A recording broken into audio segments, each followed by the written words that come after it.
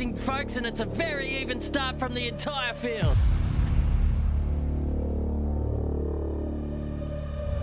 There's a freight train forming behind him right now. He will be as nervous as a cat in a room full of rocking chairs. I can give you the hot tip.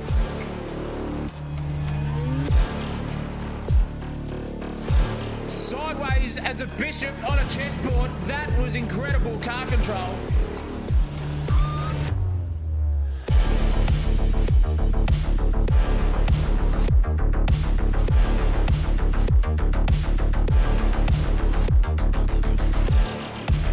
Going for a bit of an ambitious dive now, and oh, there's contact!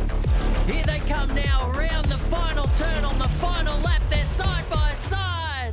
Oh, there's contact there. Someone is going to be hitting the showers early tonight, I'll tell you what. Crosses the line for P1. Brilliant racing. Absolutely sensational stuff. This is heart-pounding. This is nerves-rising. This is sensational TV.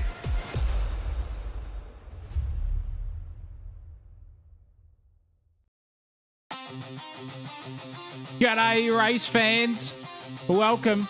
And if you're hiding from the missus, dodging those in-laws, those pesky bastards, or pretending to fix something in the shed, you are welcome here. We encourage all of the excuses. The lawn, the washing, the emails can absolutely wait because race cars do not, and neither do we. So grab a cold one and settle into your favourite chair. Silence that group chat and pretend you're busy and welcome aboard because tonight it is Aussie Sim Racing. It's Gen3 Supercars Championship and it heads to one of Europe's best kept secrets out there, Circuit de Jerez. Now, if you've never been here, don't worry, because neither have half the GPS systems in the world. This place is so far out in the Spanish countryside that if you miss a turn off, your next landmark is probably Portugal. But the locals love it, the drivers respect it, and unless you were deliberately looking for a racetrack in the middle of olive groves and farmland, you'd never accidentally find it. But don't let this location fool you. Jerez has hosted Formula One, MotoGP, World Superbikes, and some of the finest touring car racing in Europe.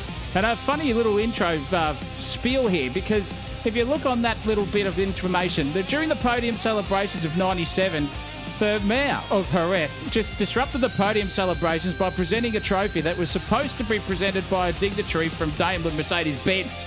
And then that little incident responded with the track being banned from hosting a Grand Prix ever again, and it has never hosted another Grand Prix since. But goodness me, it's a winter testing scenario. What a hell of a time you would be. But this place is a fast-flowing joint, heavy braking zones, minimal room for error, and enough technical sections to punish anyone who's slightly out of rhythm.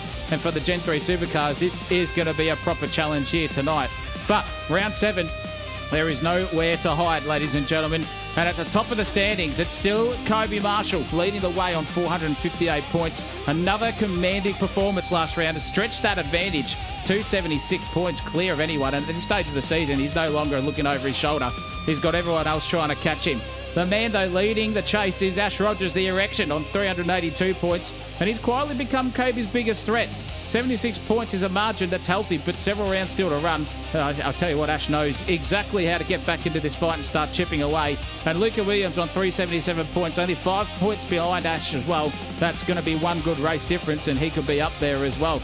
But 5.5 points separates Luke Williams and Townend in 4th. Only 4.5 points between Cavalry in 5th.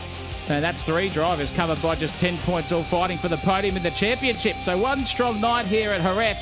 It's going to be anyone's guess, and Kobe could be completely turned on his head here. And that's why round 7 matters, and the leader wants to take a little bit more of a grip onto that title here tonight. Good evening, everyone. I am Zach O'Reilly here in the commentary box, and anything but ordinary right beside me is a man we love to call Rusty. But his driving has just proven that he can be a bit rusty and a bit little polished in the sort of the old polishing the chrome knob department. And he had a bingle on the weekend in his XL, but he's here, he's alive, and he came second overall, mate. Good evening to you. Bit of victory here tonight. You're going to be frothing a bit of V8 Supercar action as well. Oh, 100%. I didn't quite get second, but I'll tell you what, it's close enough because we're in the second best seat in the house here, and by second best, I mean the first best seat in the house. Where would you rather be on a Sunday night than sitting here and watching V8 Supercars? Mate, you'd want to be right here, right now, because we have got qualifying underway here. 40 seconds has just elapsed. And the format here is tonight as such. It is a 3-lap solo session coming our way, but a 90-minute race. Oh boy, that is going to be fuel stop strategies. The rest, it's going to be incredible. 17 incident points of the racing Gregs for a drive-through. 66% of the old fuel capacity as well. And that means, I'll tell you what, Rusty, that means that there will be some strategies coming out their way. Naughty list, though. Qualifying bans to Ty Saville, Tim Allen, we like to call him as well. Zach Williams cops one, and a pit lane starter if he rocks up for Nicholas Reeves too. But 78% humidity, Rusty. Cloudy at the moment. What could this be for the old weather scenario, I wonder? Definitely tricky. I tell you what, these guys look like they're struggling a lot at the moment, even in the dry conditions. It's proven to be a very taily circuit, and especially with the setup these guys are trying to run to set them up for some particular corners. So I reckon if we see a little bit of rain later on this race, it could be on for a pretty hairy situation come the back end of it. Well, yeah, that's exactly right. We want to see the races at their best, but also at the same time, we want to see a lot of people tame the beast. And when it tames the beast in a V8 supercar into these Gen 3s, add a bit of rain, adds a little bit extra talent needed to get these things curbed. And it could be the great equaliser too, Rusty, mind you. So we might see some boys just file their way through and smash in some quick laps and maybe go all their way back through the field.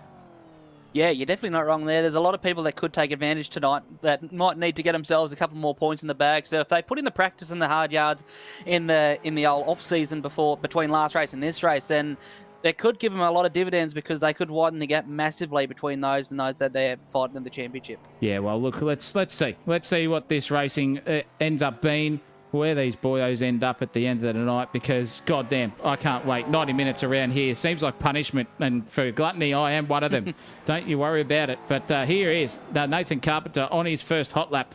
And Rusty, your pleasure, mate. Let's not call a lap with Carpenter because he's absolutely Osama bin Laden into the wall. So let's go back with someone else who's about to, if I can find them, start a lap somewhere here. Goodness gracious me. There it is. There's Brocky Clark. Let's go for a lap with this man and you can call it. There we go. Well, it's a bit of a high-speed hairpin through there, but you've got to be careful on the exit that you don't get the thing old taily and ruin your run out the other side. And once again, doing the same thing here. So get the thing out the other side, try and keep it sort of level so you can get on the power, but then get yourself back around to the inside curb. Use every little bit of runoff that you can. You can go to the white line, but that's about it. So you've got to make sure that you don't cross that in your qualifying times, which he is doing a massively fantastic job of it. Now here's a tricky one. High-speed sweeper. Get the thing in there. Don't get on the throttle too early because it'll either plough the front wheels out or it'll just send the car into a spin out the other side of it. He's done that perfectly. Now he's getting close to the 200. Now in just before the blue curbing there. He gets on the brakes, uses a bit of the curb to widen the corner out, and he is understeering massively out the other side, but gets the thing back on. It hasn't ruined his lap just yet. Could on a couple of tenths here and there. Around the joint now, you turn it in, get it over that one. Very good to rotate the car, that particular curb. Now open the entry all the way up. Get yourself the maximum amount of track width that you can out the other side. Gently does it on the throttle and not quite over to the other side of the curb so you can open up the following corner. There we go. Get yourself in that right-hander, double right-hander as you come back around to get yourself onto a little bit of a straight here before there's a bit of a chicane coming up, a bit of a curb, and that's what we love seeing in these ones. Bit of a curb hop. Get on there, son. Whoosh ya. And then out the other side on that one too. And then get yourself so you can get on the throttle, bump that one out the other side. Don't go too wide. Get a little bit taily there and then pull the beans down once again. Get yourself out the other side. Kobe Marshall has gone up to Sectorello into third, setting mighty good laps to start off qualifying. Yeah, great stuff. And a little bit feisty there on the throttle pedal for Mr. Brock Clark, but he'll be about to set his first lap there in the Mitre 10 Mobile. That's a good-looking car, and he's back on the grid. Thankfully, where has that put him? It's put him 7th overall under standings right now. Provisionally, he's got another lap to go before he gets one. But Roy Clark here is just ploughing through the field at the moment, still getting the top step on that podium for the qualifying stats. But Kobe Marshall only a 10th behind here for the Warner Cricket Club and Chicholina too. To be 2 and 3 here for the WCC at the moment. I'm a poet and I didn't even know it. There goes Roy Clark just warming up his tyres for another one as well. What is Darryl Callahan doing? Nothing. He's out. Is Kobe Marshall going for another lap here at the moment? Yes, it looks like it. So he's looking pretty nice and racy here at this stage too. So we'll see if this big boy can can maybe just put a couple of tenths more on the big man at this stage of Roy Clark. He needs to, because he's leading the championship, but he wants it all his way here, does Kobe Marshall. And oh, look at that for a bit of sideways action. Just about on the lock stops there to rotate the thing and keep it on the circuit. As Kobe's pushing here. Had a bit more power slide in there. Looks good for us here. It's not the quickest way to go around the racetrack, and he's just taking the P155 here at the moment. So he's probably done, but they've only got 3 laps here, ladies and gentlemen, to do a qualifying session. And you can see it's private because no one else out there on the field is able to be seen from any customers out there on the racetrack. And this is now Cicciolina, who's lining up here for a little bit of a lap himself. His last one was a 50.5, so he needs to get on quick smart, and his last couple of sectors here are looking pretty nice. Bit of green there more than the orange. Has it hurt him for that orange first sector here for Cicciolina, or is he going to be able to just bump himself a bit further up and a bit closer and maybe steal Ash Rogers' time off third place? We'll see as it comes across the line now. And that time, he does bump Ash Rogers out of the top 3, and it's going to be a second row for that big man here, Rusty. Good showing from Cicciolina early on. Yeah, 100%. He's showing those Marlborough colours well with the Wandon Cricket Club logo on the side, putting himself into third place with Kobe Marshall in front, making it 2 and 3, as you said, for Wandon Cricket Club so far at the back end of qualifying. But Nathan Carpenter's got a purple first sector here. He's got 2 greens coming across the line. Where's that going to put him? Right up the field by the looks of it. Come back through, and he's got an orange last sector, so it puts him to the top. That is a monumental time from Carpenter to set his lap there, and it's a 148.87, Zach. No, absolutely sensational there from Nut Carpenter. But I'll tell you what, the man is on a charge right behind him. He's just seen that 4 tenths come up on his screen, and he's now an angry little beast here in this red mobile. Is Roy Clark. Good stuff from the big man. Green in the first sector, purple in the second. He's got another 3 sectors to go here, so a long lap to make sure he gets this thing pointed nicely in and out. Let's have a look and see how the wheel work is for the big man and where he's absolutely pointing this car in the right places. Is he doing so? He is. Look at that. Uses all the inside curve he possibly can. Just a hint of oversteer on exit. Chicane coming his way. He's got 3 quarters to go up to this one before he ploughs his way back onto the front straightaway, and hopefully he can take it. It's looking good. There's 2 purple sectors now out of 4. So this is looking like Roy Clark could be stealing the big man Carpenter's cookies out of the plate and out of the jar and just eating them right in front of him, putting it up the nose. Into the final corner we go, and just throw it out the other side, straight onto it. Just a hint of oversteer, but perfect enough on the throttle tracing. Where is this going to put him as he crosses the start-finish line now? Fantastic lap here. I think it's going to be a pole position. It is. And pips Carpenter by 1.5 here and just sends a message to the big man. What a lap from him. Carpenter's had a mare on his last lap, so it's not going to be an improvement. Roy Clark straight to the top, and I think that's where he's going to stay, Rusty. Oh, that was phenomenal watching that. These 2 boyos look like they're going to be super close in the race. Carpenter's still going around at the moment, but he's setting a whole lot of orange, so it might just be a little bit of practice and mileage. You never know. He's just trying something out, but it's not quite got to get him up there unless, of course, he's doing what we were talking about last week. And no, he's not going to do what we were talking about last week. I was going to say, come in after your first flying lap, use your second lap as an out lap so you can get yourself back out there with a fresh set of tyres. But no one seems to be listening to us in that department, Zach. So maybe that's not quite the strategy call, unless they just haven't tried it because they can't be bothered. Well, it's a long circuit, Rusty, so 4.5 kilometres of scrubbing the tyres and maybe using up that sort of delta that you might have on the peak grip is probably not the option. I don't know. I'm no racer here myself. I just did a couple of practice laps, so I got half an idea. But I didn't do enough in the dry at all. I was in the wet stuff. But the dry stuff here is where it counts. And is it going to stay dry? That's the question. We hope it would, but Spain can throw up anything. And Darryl Callahan here has not been able to put in any of the best final sectors of his life. So he's not going to be on the improvement. There he goes. He just takes me straight off and just says, mate, I did do a better last sector, but I didn't improve on my lap time. So I'm going to stay 8th. 12 people qualified, ladies and gentlemen. That's it done. We've got 3 people sitting in the pits there waiting. Townend, Reeves were both disqualified from qualifier from last round, sorry. But Roy Clark is the man on pole position, and he will be as happy as a dog with a tin dick with that performance, just coming through and putting another 5.5 tenths on his own personal best. That was the monumental level that the big man had to go, because Carpenter got him by 4 tenths, and then he pipped him by 1.5 tenths net. Half a second on a lap, Rusty. That's bloody blinder. Oh, 100%. But you can definitely make it up at at a circuit like this because, as we were saying before, it's super tricky to get your head around, and it goes to a lot of different types of corners. And you set your car up to handle well in one, but then it doesn't handle well in the other one. So very tricky to get yourself set up on. But this is the order that we got going on. Roy Clark is in pole position, followed by Nathan Carpenter. Then row 2 starts with Kobe Marshall and Christian Cicciarello. Ross Armour and Ash Rogers round out row 3, then followed by the Cavalry and Callahan in row 4, Brock Clark and Wade Georgeson in row 5, Sam Meter and Mitchell Sykes rounding out row 6. Beautiful stuff there from all of them. The final 3 on the racetrack will be Alan Townend and Nicholas Reeves, if you don't mind, too, for a little bit of something there going on for the rest of them. But that is where the grid is at the moment. That right there is one very, very happy Nathan Carpenter. He will be stoked as a goat after all that nonsense. And what are the pits doing up there? Let's get rid of that. And there is the man leading it. So that's the gap that you've got now between yourself and getting a move into P1. And that's what we like to see.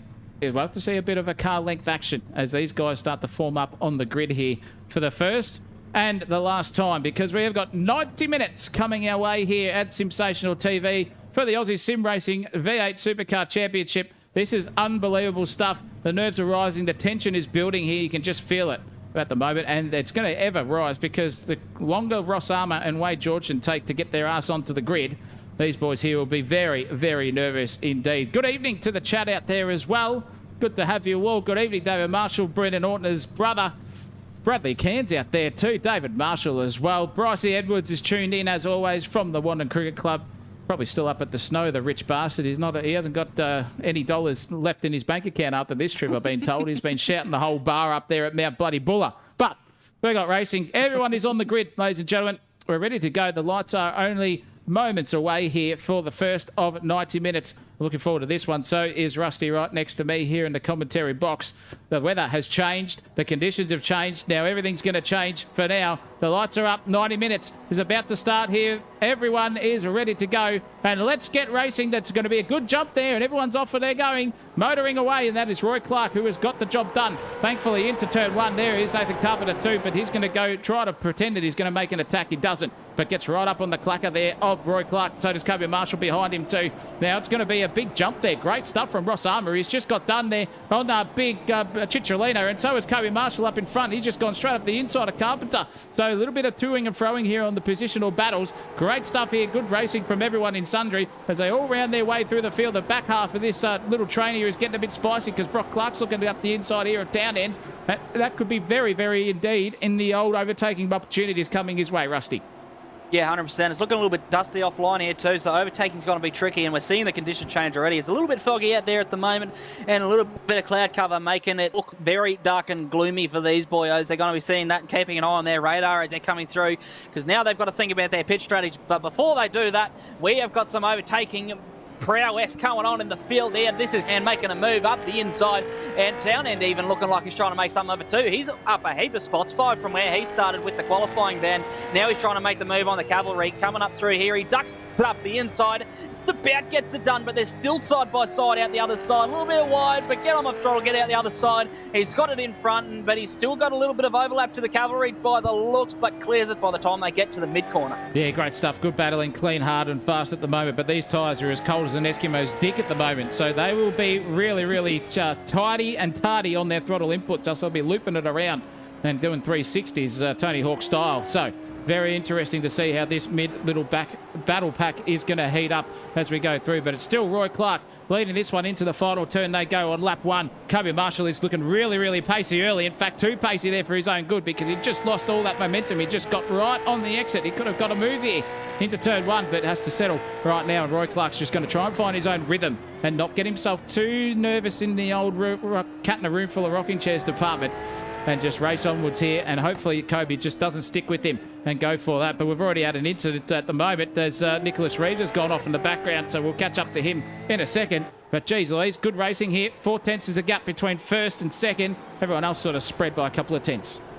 Yeah, I did notice Nicholas Reeves, going back to that for a second. He's got a black flag already, which is not quite what you want on the first lap of the race. But I'm also seeing incident point and off tracks rock up left, right, and centre for him. So we got a replay of what's going on here. So that was one of those boyos. That is Reeves, in fact, coming back on the track there just from the gravel. Get a but better not one. 100% sure what happened there. Just comes through on his own, but he's still on his own. So wonder what happened there. It's a tricky one. It almost seems like he's just run out of practice time. So he's just gone super wide and then couldn't quite pull it up into the bowl there. Well, yeah, no, he started up in the pit lane in Nicholas Reeves, so he had the qualifying ban, so he's just trying to find his way around the circuit and not doing the best of job so far. But Kobe Marshall is looking strong through the middle half of this Jerez circuit at the point of time. He's just giving Ross Armour a bit of a hurry up here, and so was Ross Armour 2 behind. So big up, Sean Knighting Shining Armour is not out of this battle at the moment. This is what it looks like on board for the front, because it's beautiful, clean space, but when you've got that car right behind you there, as you just see,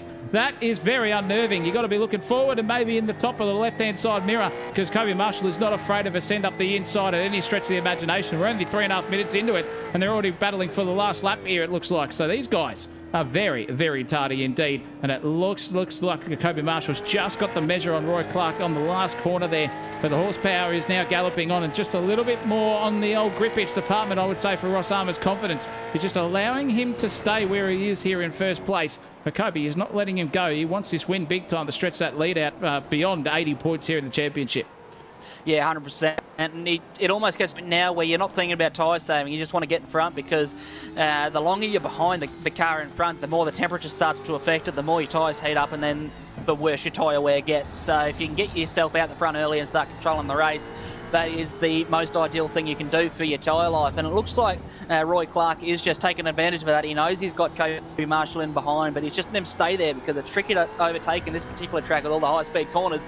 And you can see in this mirror Kobe Marshall doing a big slide out the other side like that. So that's just giving him a bit of a leeway and wiggle room out the other side of the straight there too. So he's controlling the race well. It looks like he might even be doing a little bit of tyre conservation, but Kobe Marshall is flying, trying to get every little bit of track position that he can. Well, one thing we've got to also talk about, Rusty, is the 66% fuel capacity out there. So it's not 100%. They've got a limited fuel usage rate that they need to stick to, and it's going to be the decision whether they do a one-stopper or a two. And based on whether they take tyres in a 90-minute is also another factor that we've got to think about as well. So 3 factors for these boys, and it could be playing the long game here for Kobe Marshall, maybe even just genuine pace there from Roy Clark out in front. But at the moment, he's just let go of Roy a little bit. 6/10, 5/10 is the gap, and Ross Armour and Cicciolina are all in there for the taking. They're just starting to heat up a little bit here.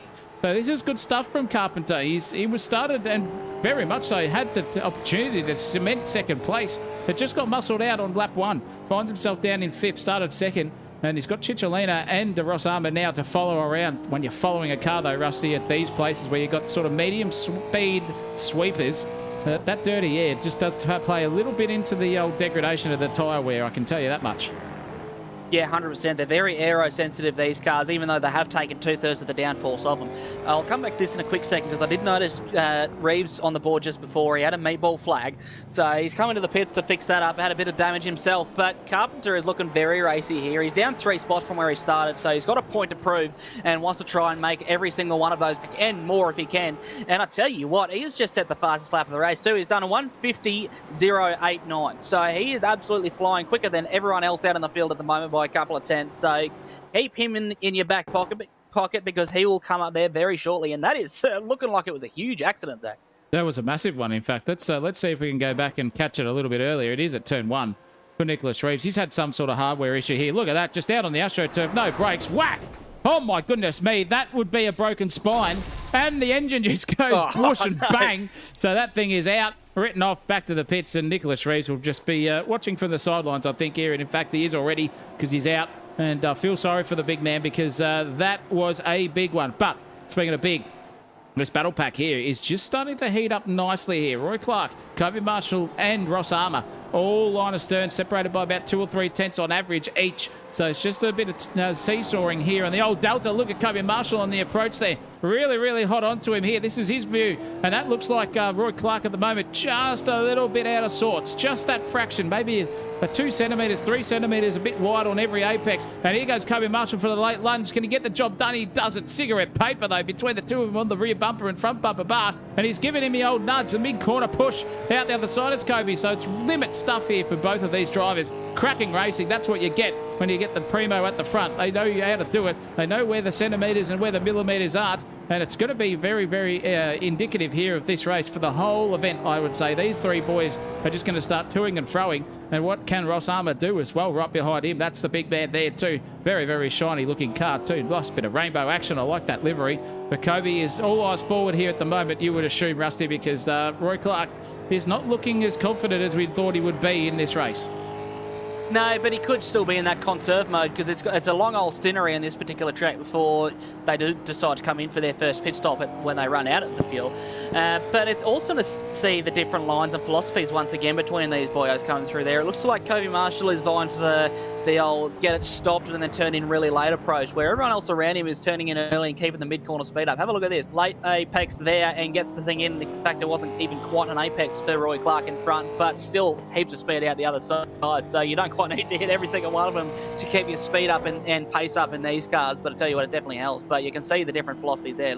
Look how early he was in, Roy Clark, compared to Kobe Marshall. So just a bit of that old straight line it out the other side to try and keep the tyres alive by the looks in the Chevy Camaro in second place. Yeah, look, and the other thing is too, I'm noticing is just the different lines. Like, they're not using all of the racetrack here. They're keeping it shallow on some exits. So keep an eye on that, ladies and gentlemen, because look at that from Kobe Marshall straight over the top of the curb. They're using every bit of the track limits and more. Goodness me. I was about to say that what they're doing is they're not loading up the tyre for a long period of time. And that will play beautifully into the hands right now of Kobe, who sends it up the inside, but he's overcooked it. Is Roy Clark going to get the switchback? He's got the power on too early. Kobe is very, very keen. Roy and him are going to absolutely drag race and door rub down the whole front straightaway here at Sergin-Areth. Great stuff here, but Kobe's on the inside, so he can muscle and fight all his way at the moment, Roy Clark, but Kobe's got the inside run. Now what is a big man and Roy going to do? Is he going to be able to get on the arse end of him? No, he's not.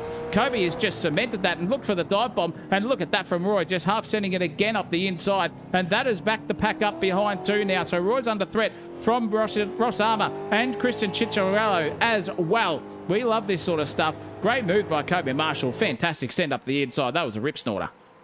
Oh, yeah, 100%. You can see, as you were talking about all the backing up through the pack, it looked like Ross Armour was about to come under fire there as well. We got a bit of an instant replay here of just the send from nowhere, and he just pulls it, gets the thing out the other side, and as you said, there was a bit of overlap as they come through because there was a big old slide in the background from Kobe Marshall as he comes back through, and Roy Clark just trying to stay up in there to keep him on the inside, but Kobe Marshall was having none of it.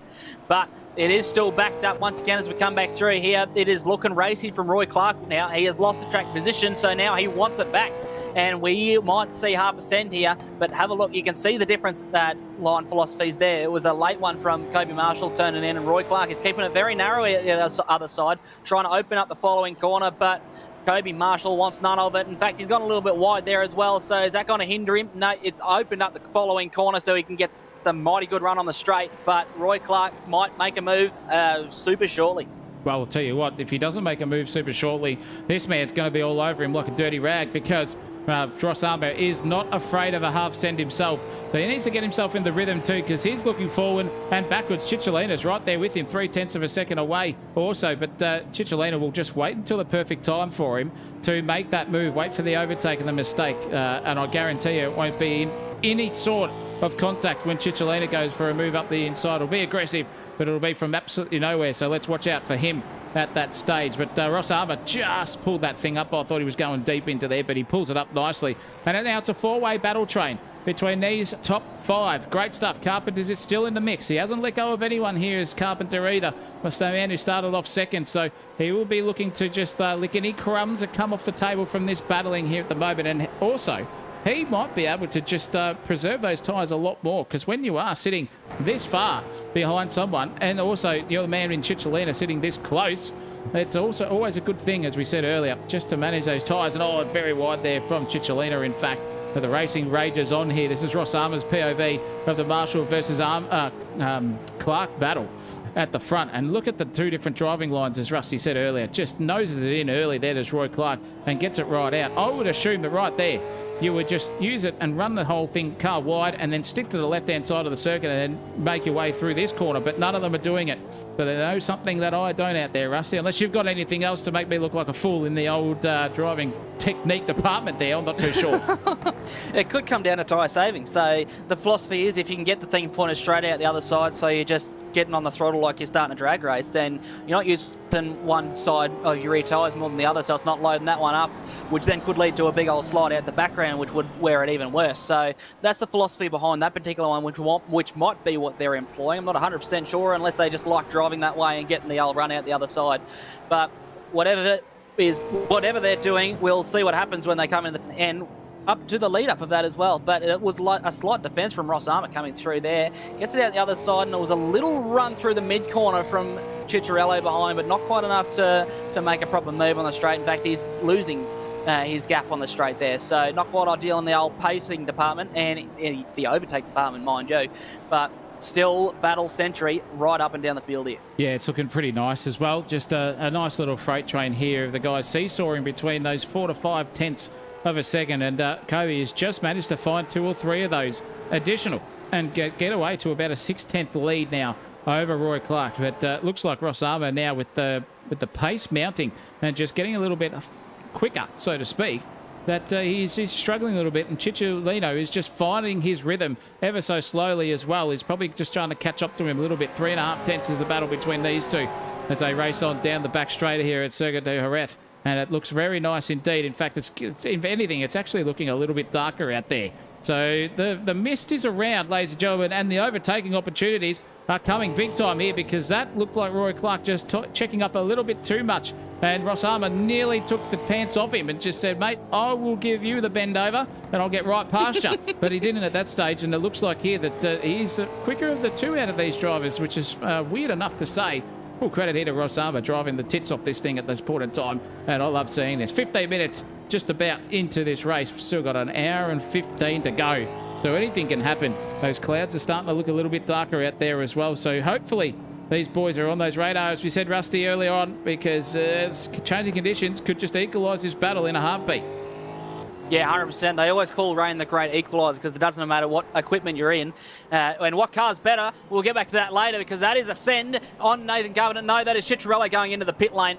He has done something. He's going in for tyres. Maybe it's just sick wear, but he looked like he was still lapping all right just before. So maybe just a bit of strategy department to get him out of the dirty air and some clean air about him to get some proper good times down without people in front of you. But I tell you what, it is still lighting up. Deluxe up the top here. We got Roy Clark, who has Armour glued to the back of him, ready to make him. So don't be surprised, ladies and gentlemen, if we see something here, because this is exactly what we saw with Kobe Marshall just before, and it looks like the Chev is the car to be in at the moment. Yeah, definitely. But Roy is he's holding his own. He's holding his own. He hasn't fully let go yet of Kobe Marshall.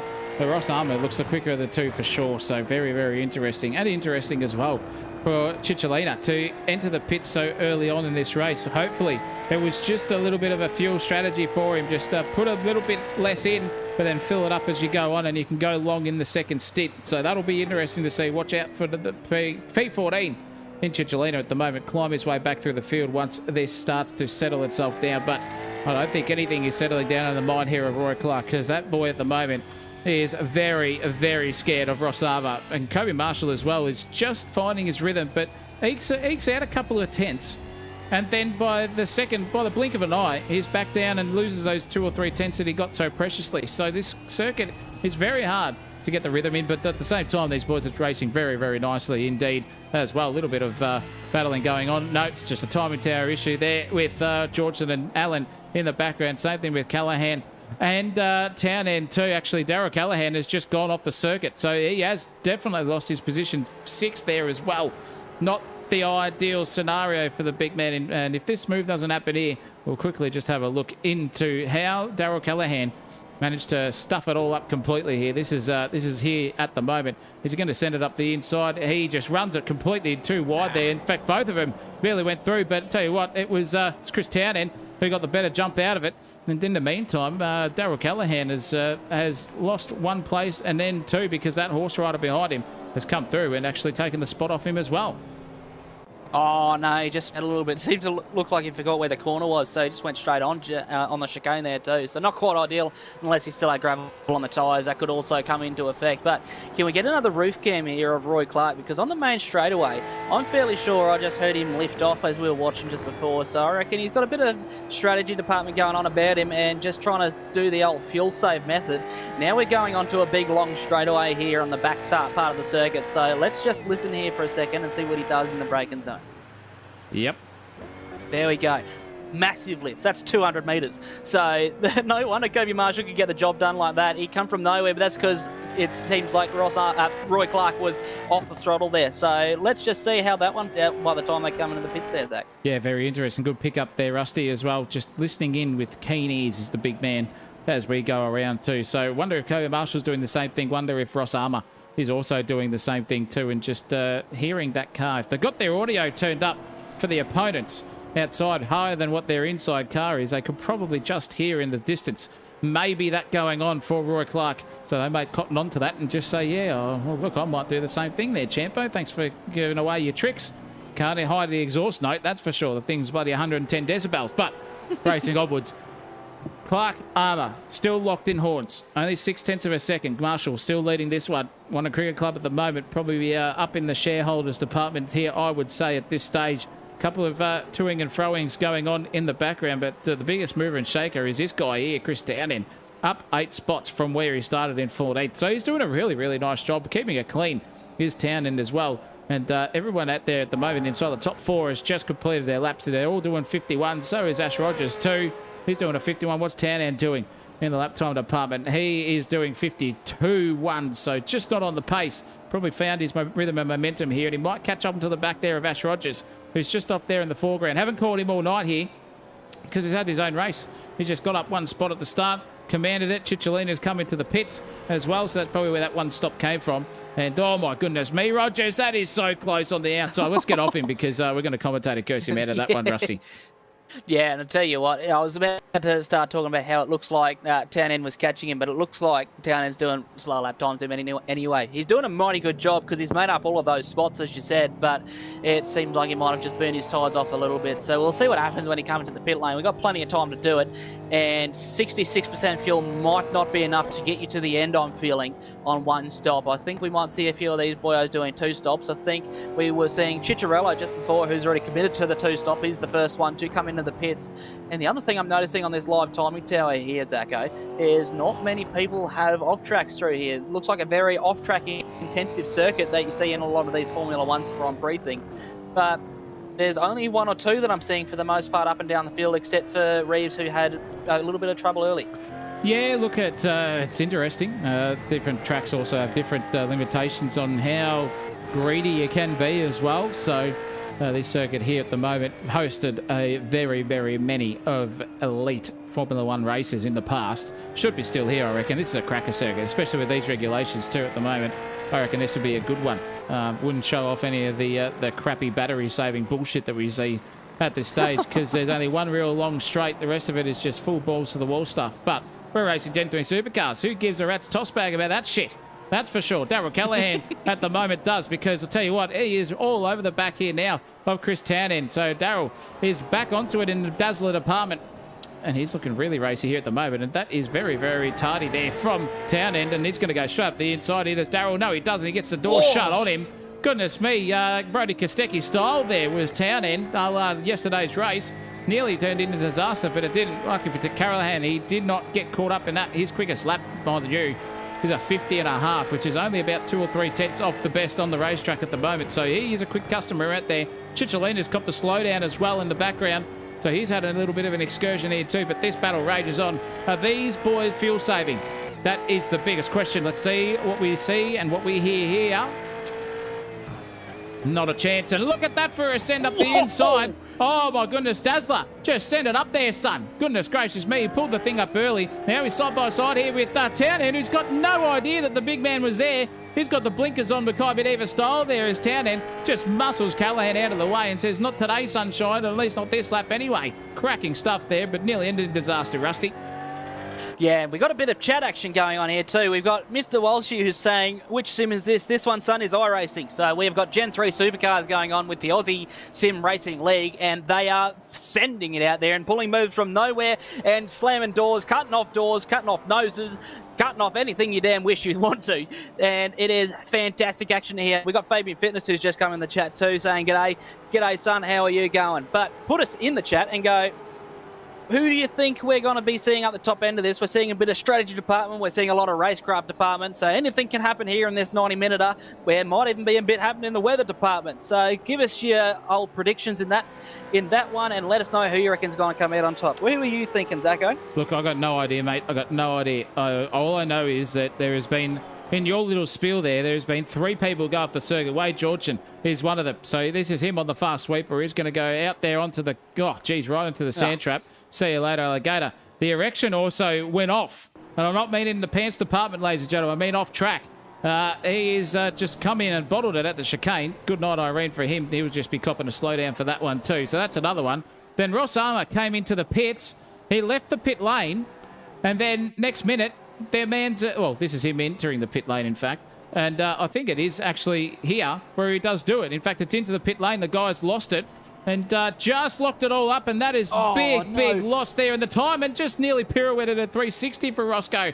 Oh, the man was right there for third place. And now he's just given that time up big time. That is about 3 or 4 seconds the big boy has lost in that alone. So he's going to be spewing up buckets here when it comes to the pit stop strategy. But Racing Rage is on here again, back to live action. Callahan not letting go of Townend. Townend just not letting Callahan pass at all. Is Kobe Marshall lifting?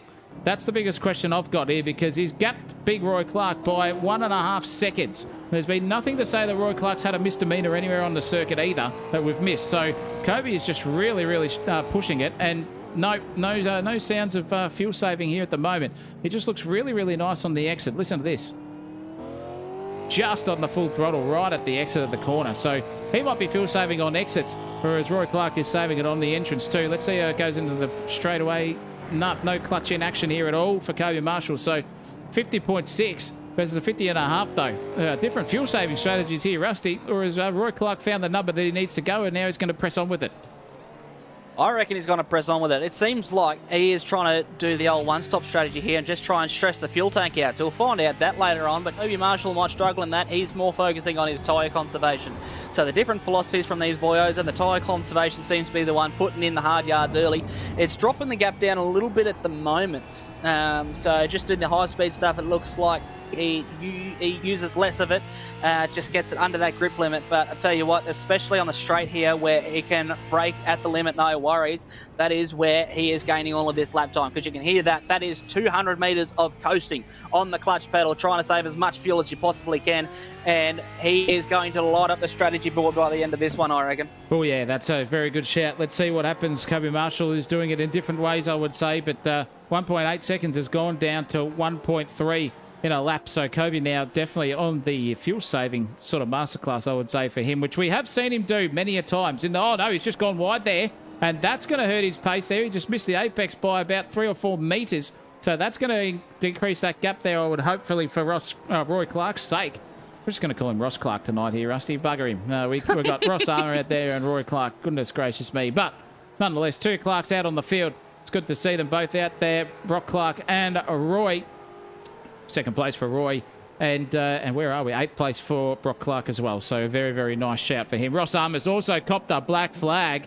So the second of the Roscoes here is transversing down the pit lane, and at the moment he is not the best transverser of the motoring conveyance out there. He will be spewing up, and he's got a black flag against him, and that is not the night that we hope for the big man. But that has promoted this guy, Carpenter, up into 3rd place, where we thought he probably wasn't going to be for a while. And we'll see if that amounts to anything, though, because Cicciolina back down there in 13th, pitted on about the 12th, 13th minute mark of this race, real early. And he was also right behind this guy. No, he's in front of this guy, in fact. So another thing to look out for. Plenty of action to come here at the moment. And the battle rages on between the big Callahan and the village end himself. This is great stuff here from these two. Hard, fast, but clean, Rusty. Yeah, 100%. We've seen Town End be aggressive in the past, and we've seen him be aggressive in this race, mind you. So I don't know if Callahan's just deciding to hang back a little bit, or if he's just lost that old pace advantage. But we have a new subscriber, Kane Douglas. Welcome to the channel. Hope you are enjoying this Gen 3 Supercars action, because we definitely are. Ross Armour has cleared his black flag. He's on the pit exit. His black flag, I should say. He's on the pit exit, so let's see if he can hang on to the thing and not cop another one, because he seems to just be getting them all night, and he has done a good job. He's out the other side, no worries, no black flags. But this is the battle we're watching here, Zacko, and I reckon we'll see a light up shortly, because we've seen a heap of pace from this. Yeah, boy, we have indeed. And I'll tell you what, luckily for Ross Armour, just getting back to him, that he's only 1 minute and 45 off the race leaders, because he was nearly about to be lapped. And that is not a fun place to be when you're only 28 minutes into a bloody hour and a half session. You don't want to be a lap down already. You want to fight back through the field. So there's some hope out there for the big Ross Armour fans watching along here and watching it back for now. But this battle is raging on, and you can just see how now, finally, we've got a little bit of something going on in the rhythm department for Town End, because that was very, very nice. Full aggression over the curbs, and four-wheel slid it all the way until the exit there. Don't know if you could see that on your 22-inch TVs or your 900-inch ones at the Price Edward household, because he was four-wheel drifting that thing all the way out of the second last turn here. Fantastic bloody racing, but that has just sprinted him away half a second. You can see the commitment, but as we know, Rusty, we can't be too hard on these tyres, because a little bit of temperature and a little bit of scrubbing, they will hurt you in the long run big time. Yeah, 100%. We saw it at Sebring. It was massive there. In fact, Town End in front was struggling there as well. So it just seems to be the old tricky fast speed ones that he might struggle with, but he definitely comes alive at street circuits. We've seen him even at that airport one. I can't remember the name of it, but IndyCar's race there 2 rounds ago. He was very Coronado. good. Yes, that one. So he was very good at those style circuits in the stop-starty sort of action, but it just seems like he might struggle a little bit, especially with tyre saving in the high-speed stuff. But we've got a little bit of pit lane action going on. Ash Rogers, has just come into the pit lane as well, so he's done a 25-second stop compared to Cicciolina's 34-second stops, taking on a little bit less fuel. But I tell you what, that makes 2 of these boyos that have come in from a strategy standpoint and is still in contention. Yeah, definitely. Cicciolina, the earliest of the stoppers. Armour doing 2 transverses through the pit lane, 1 for a black flag. And that was on the one after he bottled the entrance on there too. So double hit for him. But Nicholas Reeves definitely out of this one. But no one else from 11th to 1st has decided to take the pit stop and blink yet. But coming up to that point, though, I would say where the 30-minute mark is, it's about 3rd. So you're going to commit within the next 15 minutes. For sure, to get through that half-race distance on when to put your fuel in and when not to, and what are you going to do with those tyres.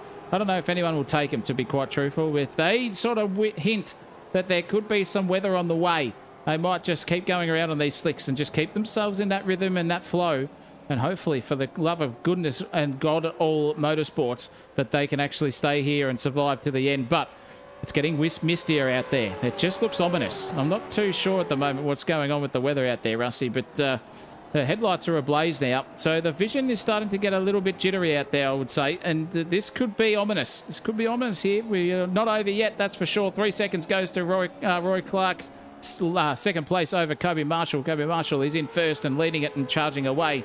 So he's saving big time here at the moment. This battle rages on, and the erection, though, big time here at the moment. He's just starting to climb back into the race here with the drum kit in front of him, Mitchell Sykes. This is good stuff here from the big man. Yeah, 100%. He's on fresh tyres, one can assume, but he is getting the pace down early and trying to get himself back up to where he was, but he has come in the pit early, so it's not like he's 100% fighting for position here. It is still legally for position, but he is coming through the pit lane, so he's down away from taking on all that fuel, but making moves left, right and centre, getting himself up there in the old strategy department and racecraft department, I should say, and getting himself in contention very quickly. So the lap times around him at the moment was a 153, was behind him in the way of Mitchell Sykes, and then Sam Meter in front's done a 154 on the last lap, and his quickest lap for comparison in the way of Ash Rogers was a 150.7. So he's trying to get these moves done early so he can get himself a bit of clear air. Yeah, Zach. Yeah. Let's see what he can do there, Rusty. Let's anticipate that the man. Well, look at him. He's got ultimate pace here. The kilometre is just about to be done. Well, he doesn't choose to go for him. I thought he would there. But, big double lock up there in the background for the drum kit. He was sending black signals out there onto the racetrack like it was a Boeing 707 exhaust style. Thing was pumping out some black smoke there, but that won't be very nice on the old tyres at the moment. They'll be sort of half rattly underneath him. We might not be able to see it here on the onboard, but geez Louise, those things will be 50-cent pieces here at the moment. Speaking of 50-cent pieces, this guy's going for gold and gets a gold coin donation. No, he doesn't, Ash Rogers. He just tries the trailer park girl move around the outside and doesn't get the job done now on Meter. Meter is holding him up big time here. Rogers is going to have to do a half send here. This is not ideal for the big man on those fresh bit of boots and maybe some lighter fuel load as well. And he's just trying to clear everyone here as the erection at this stage. He's right there. He's got the hardest one at the moment. He's trying to get in on the action, so to speak, on the set. And no man is a bigger cop blocker at the moment here than the kilometre at the front here for Ash Rogers. Up the inside he goes, though. Taps him on the shoulder and says, mate, you've had your 45 seconds. Get out of here. It's my turn to go pumping away. Oh, no. I just heard a big crash in the background there. I'm pretty sure someone had an incident. No, must have just been my iRacing going on at the moment. Who cares? Move on. Don't even worry about it. And this battle is back on again here. Townend and Callaghan just charging along. Beautifully, nicely done. Yeah, it looked like he was going a little bit wide and having a little bit of a slide in the way of Callaghan through the mid-corner there, but he's still right on the back, getting ready to rock and roll. He hasn't let the gap go out too far since he made the old crack at him on the back straightaway there before, so he's getting ready. He's still showing the nose anywhere he can and showing that he is in the mirrors and wants to try and get the distraction out of Townend. But I don't think doing that will be able to make Townend crack in that department. He's proven to be very strong-headed in the way of racecraft to the point where he'll turn in regardless of where you are. You might be almost up the inside, have a little bit of overlap, but get yourself out of there. Otherwise, you will have a car turning around in the front of you. Yeah, you don't want to be in that situation at all, for sure. But when the racing is in this sort of rhythm and flow state, you would hope that no one just blinks and thinks about dinner for half a second, because when you do that, you miss your apex by about 30 metres and then you're gone off into the absolute gonski. See you later. Well, anyway, let's keep going on. Let's have a look here at the chat as the racing is going on here at the moment. Well, we've gone over Walsh saying which sim is this, but mate, if you didn't hear it, just have a look at your bottom right-hand side of your screen, for Christ's sake. It's right there. It's in it's pure, big, bold, iRacing white letter style. Buster Gaming says more action than Supercars at the moment. Yep, at the moment it looks good. Don't know what Brendan Orton's brother's doing. He's just going with hieroglyphics there in the chat as well. Daryl C says, Mr. Walshy, I used to race him in Automobilista. Well, mate, get on the iRacing and give him a bit of a hurry up, I reckon. Rebecca Clark out there says, I just want to jinx Ash Rogers, but I think he will stay in the top 4. Oh, goodness me, the chat's just a bit hostile out there, Rusty. A strategic Chicholina says the CEO and the team owner, so to speak, of the driver of Chicholina, says Brycey Edwards. Well, I'm going to say he's on for a bit of a strategical genius here at the moment. That is great stuff. Buster Gaming, thank you very much for the compliment as well. You guys need to be on a Supercars broadcast. Daryl Eastlake vibes. Definitely, and David Marshall as well, just saying best commentary team out there. Well, Rusty, we won't gloat in the ambience here. Let's just have a look at the ambience on the racetrack, because it just started to heat up a little bit there for Callaghan and Townend again. They were, I'll tell you what, it was like when you go out on about 2 a.m. out on the old nightclub scene, and one of the drivers out there, their car is looking like the hot girl on the dance floor, right? And then when you try to approach that hot girl, out of nowhere comes a big fridge-sized person and absolutely cock blocks you and sends you back to where you came from. And right now, 9/10 of a second is where Darryl Callaghan and Rodney Cavalry do not want to be. They want to be right on the back end of Townend, and Townend is just waiting to be picked up here at the moment and maybe taken home. Could he get a podium position, though? We'll find out. It's got to be tough from where he started, but it's a long old race in this one. And as long as, if the rain comes, he can keep the thing straight and narrow on the black stuff, then he might be okay. He's just got to be able to make sure he can do a better job than the boyos in him. But right now, he's up 10 spots from where he started. So he's already ticking a lot of boxes in that department. He's just got to just keep the laps going, keep himself up there, and keep trying to set blinders without setting the tyres off. So you can stay up in contention, because you've got some speedy customers that have already come in the pits behind that were in front.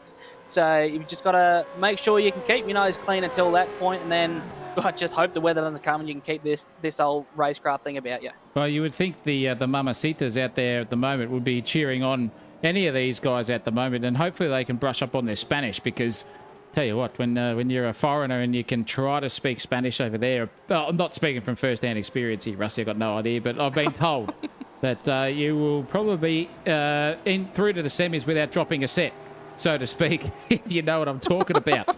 If that is the case, post-race here for these boys. So they've got something to prove out there at the moment. And so does the Horse Rider Cavalry. He's doing a great job here. He's trying to find his way back through the field. Now, his lap times at the moment are probably just on the brink of being even with Townend, but Callahan's got it over him. But his last lap around at the moment was 51.5. So he is now flying and trying to find his pace here too. So I would love to see these boys get up and about and make it a three-way little tussle, because that is what exciting racing is all about, and that is what Big Darrell Eastlake, God rest his soul, loved to talk about. He was all up and about there when it came to all that sort of stuff. Oh, a bit of Beffo. Oh, geez, my jingos. Well, this is right up there, ladies and gentlemen. Holy cow. That was great stuff from Big Darrell back in the day. But the lead is still on for Cubby Marshall there, Rusty. And I'll tell you what, 5 seconds at the moment. It's looking like he's just checked out of the old fuel strategy and just going for it. And maybe you can get there on the numbers. Who knows? Yeah, 100%. And to give you a bit of reference, his quickest time so far is a 150.2. That is his quickest for the race. Right now he's lapping at 150.4. So he's lost nothing. And it seems like this old tyre saving department is helping him and paying dividends for that one, because he is able to keep that pace the whole time.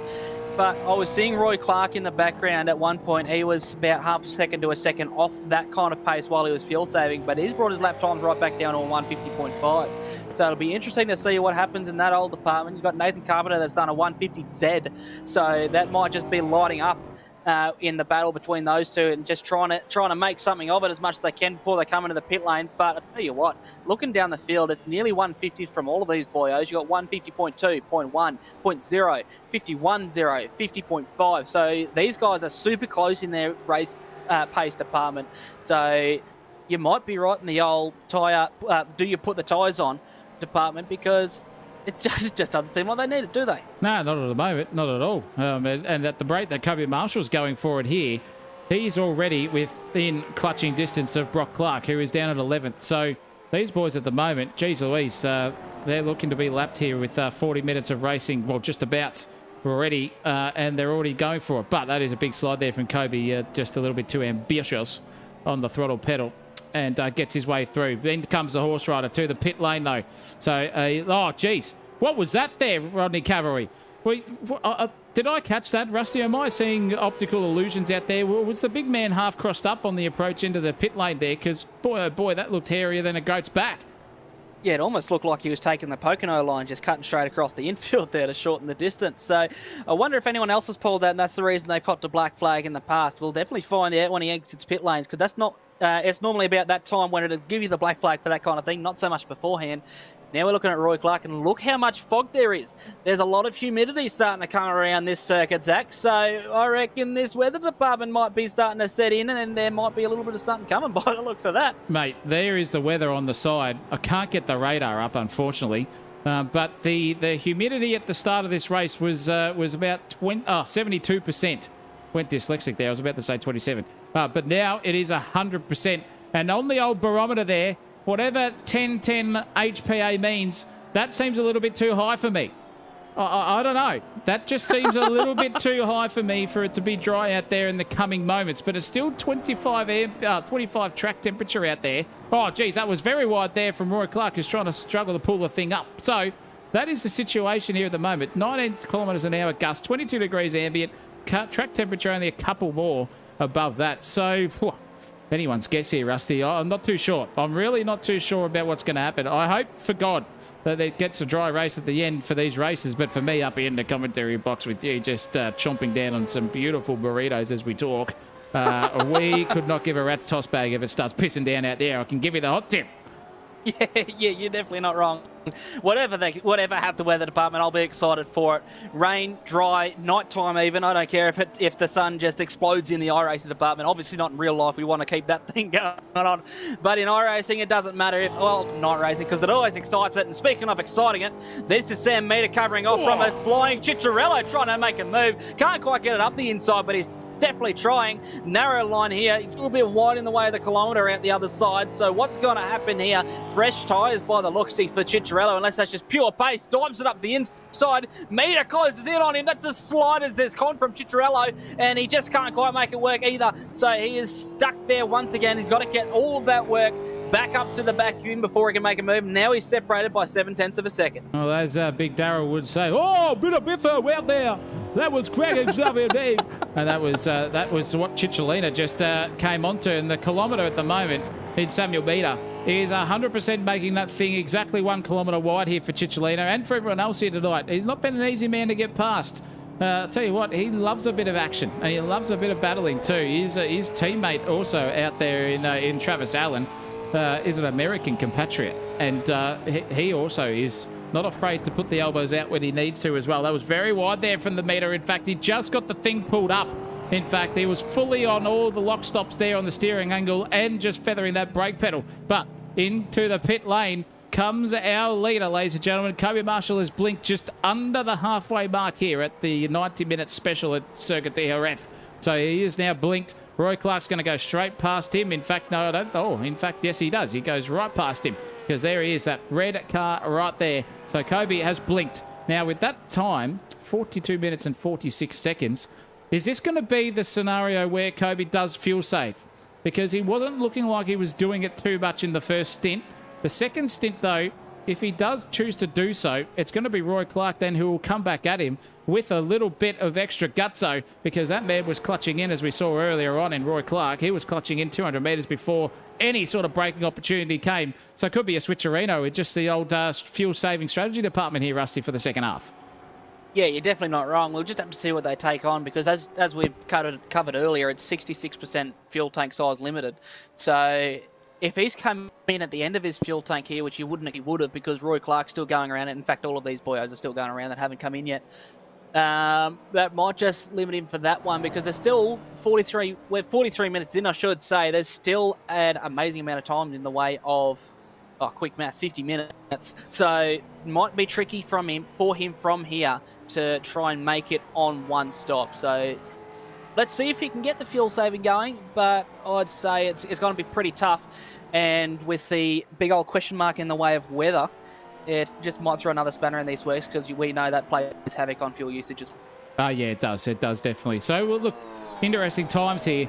Halfway through the race, just about to Rusty, 45 plus 45 is 90. Come on, mate, quick math. Jeez Louise. Oh, yeah. I thought you only just got out of school, mate, for Christ's sake. I've been out of school for, what is it, 16 years. Turn it up, champ. Can't even do simple division and multiplication and addition, I've been told. In fact, he was struggling, ladies and gentlemen. He needed my help on XY intercepts graphs. And I just said, mate, all the XY intercept graph is just think about F around and F out and find out, sorry. And that's all you need to know. And that's what the big man did, and I don't know how he went. But anyway, Rusty will tell me after it. But there he is, Roy Clark into the pits. Nathan Carpenter follows him too. So Carpenter has just been charging away. The man lost 3 positions off the start, but he's found himself already back into it here. Kobe Marshall's not too far away on the racetrack. Town End's also in too. So this is where Kobe is fighting his way through the chicanes here at this point in time. Now, if I look at the pit stops, it has been around 36 seconds for the stopping time for Kobe Marshall, but the pit lane transverse is 1 minute and 4.5 in the old second department. So I'll tell you what, Kobe wasn't 1.5 minutes behind at Roy Clark, and now here comes Kobe. You'll see him flash past right there. Good night, Irene, to first place, says Roy Clark. He still hasn't let go. He still hasn't been dropped. So he's now going, finally. There goes Kobe Marshall into turn 1, out the other side. That's your live gap now. This is the battle to the end. And it's a good 10 seconds here. What a drive there from Kobe Marshall. But will he be on the fuel save at the end, as we said earlier? Or will it be a big Roy Clark just full sending it full bean style? His pit stop was no longer than Kobe Marshall's. In fact, it was only by about half a tenth longer. So very interesting stuff here, Rusty. Yeah, you're definitely not wrong. But to put something into context for you, the gap before Kobe Marshall coming to the pit lane was 5.5 seconds. So that is massive time they did gain there. Whether or not that's from Roy Clark fuel saving at the back end or Kobe Marshall absolutely flying on his outlap with a bit of extra pace in hand. We'll find out shortly, because this is his outlap still at the moment. So when he comes across the line next, we'll see what sort of he's done. And he is coming around nicely. He's still got the old tyre saving going. Gets the wheel pointed straight before he gets on the throttle properly out the other side. And he's getting the thing rotated very nicely while not using up a lot of the tyre. So, you know, this is this is the series that he spends most of his time on when he can perfect the car like this, because these cars are rated one of, in fact, arguably the hardest car to drive in iRacing, and especially to get your head around, and then throw some tyre saving in there and a bit of fuel saving and all that kind of thing, and maybe a third pedal if you feel like. It makes for one hairy ride. Yeah, it does, and it's just get ever so more foggy and a little bit darker out there too. So the conditions are looking a little bit feisty, I would say. Let's have a quick check and look back in. Hasn't decreased at anything. Still 100% humidity out there. Same track temp, but the gust has just started to pick up 22 kilometres an hour now. So we're seeing some wind approaching, which means there could be some weather on the way. It's still overcast, but as foggy as a midsummer murder morning, so to speak, here. But that's Kobe Marshall driving around with some wheel work, and a 49.1 for the fastest lap of the race. That is a second quicker than anyone out there. The man is charging away, and he has just put another second all over Roy Clark's inheritance, hopefully, of what he would hope to get in a race one position, and that's going to be harder for him as well. Big flashes come up for Tim Allen there. He just got a yellow slowdown penalty in 6th place, but he's entered the pit lane, so maybe he just cleared that as he came in. Hopefully it isn't going to be a black flag when he comes out, because that could be disastrous. But nonetheless, racing onwards, Kobe Marshall, 49.1. What a drive from him. This will be Roy Clark's first go at an absolute barnstormer of a lap if he's going to set some indicative pace versus Kobe Marshall out there in first spot. That's going to be one nice place to be. But the story is this man's fight back. Christian Cicciarello, or as we like to call him, Cicciolina. He pitted so early in here in this race. I don't know if he's going to get to the end, but geez Louise, he made a charge back through the field. He's only about 2 seconds just beyond Darryl Callahan's 7th place is the big man, so he is driving really nicely here. His president and team owner has already ruled him out of doing any strategies, so he's just given him the old flick straight off like a booger on your nose, and you just need to get rid of that thing. So let's see what Cicciolina can do here, Rusty. It's looking pretty nice indeed. Yeah, 100%. He's down there in 8th at the moment, but that could definitely change up, especially if weather comes through. So that is going to be the biggest factor for these guys. The ones that are struggling in the dry at the moment, throw a bit of water in there. They could take it one of two ways. They can go, oh, this thing actually feels a little bit better in a wet setup, so we're going to vibe here. Or they could just go straight off and turn one and not make it out the other side, which we hope doesn't happen. These guys are professionals. You wouldn't believe it, but they are professionals, as they can go through the chicane, nose to tail, no worries at all, no tact, and get the thing through there and stay on the back of it out the other side. You know they can do a good job, so hopefully we don't see that if the weather's indeed come. But I tell you what, it'll spice things up regardless of what it does. Oh, just a bit of a tap there from Carpenter on reaction as well. And Betty White's not happy about it. Have a look at her. She's got the one finger hello and the back off next to her. So Carpenter will just let Ash Rogers go there and not take any advantage of that little love tap there in the final turn of the racetrack. Very tidy stuff there from both of them. Fair as well. But Rogers is on the alternate strategy so far, I reckon. I don't think he's pitted. Well, he has pitted early, but I think he's going to be out of this one at some stage during the race. Nearly approaching the 50-minute mark here of the 90-minute. So we've still got 40-plus minutes to go here at this beautiful circuit. Goodness me, I love this track. Rusty, I've fallen in love with it. Absolutely fallen in love with it. It looks like a hoot to drive these cars around here.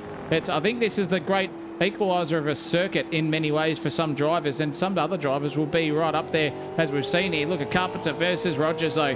Great little tussle through the right-hand sweeper onto the back straight we go. Now the Betty White's just given the one-fingered hello again, but Rogers very confident on the brakes. Gets the thing pulled up nicely, in fact. Just a little dab of the brake mid-corner again to get the thing pulled up, but shallow on exit.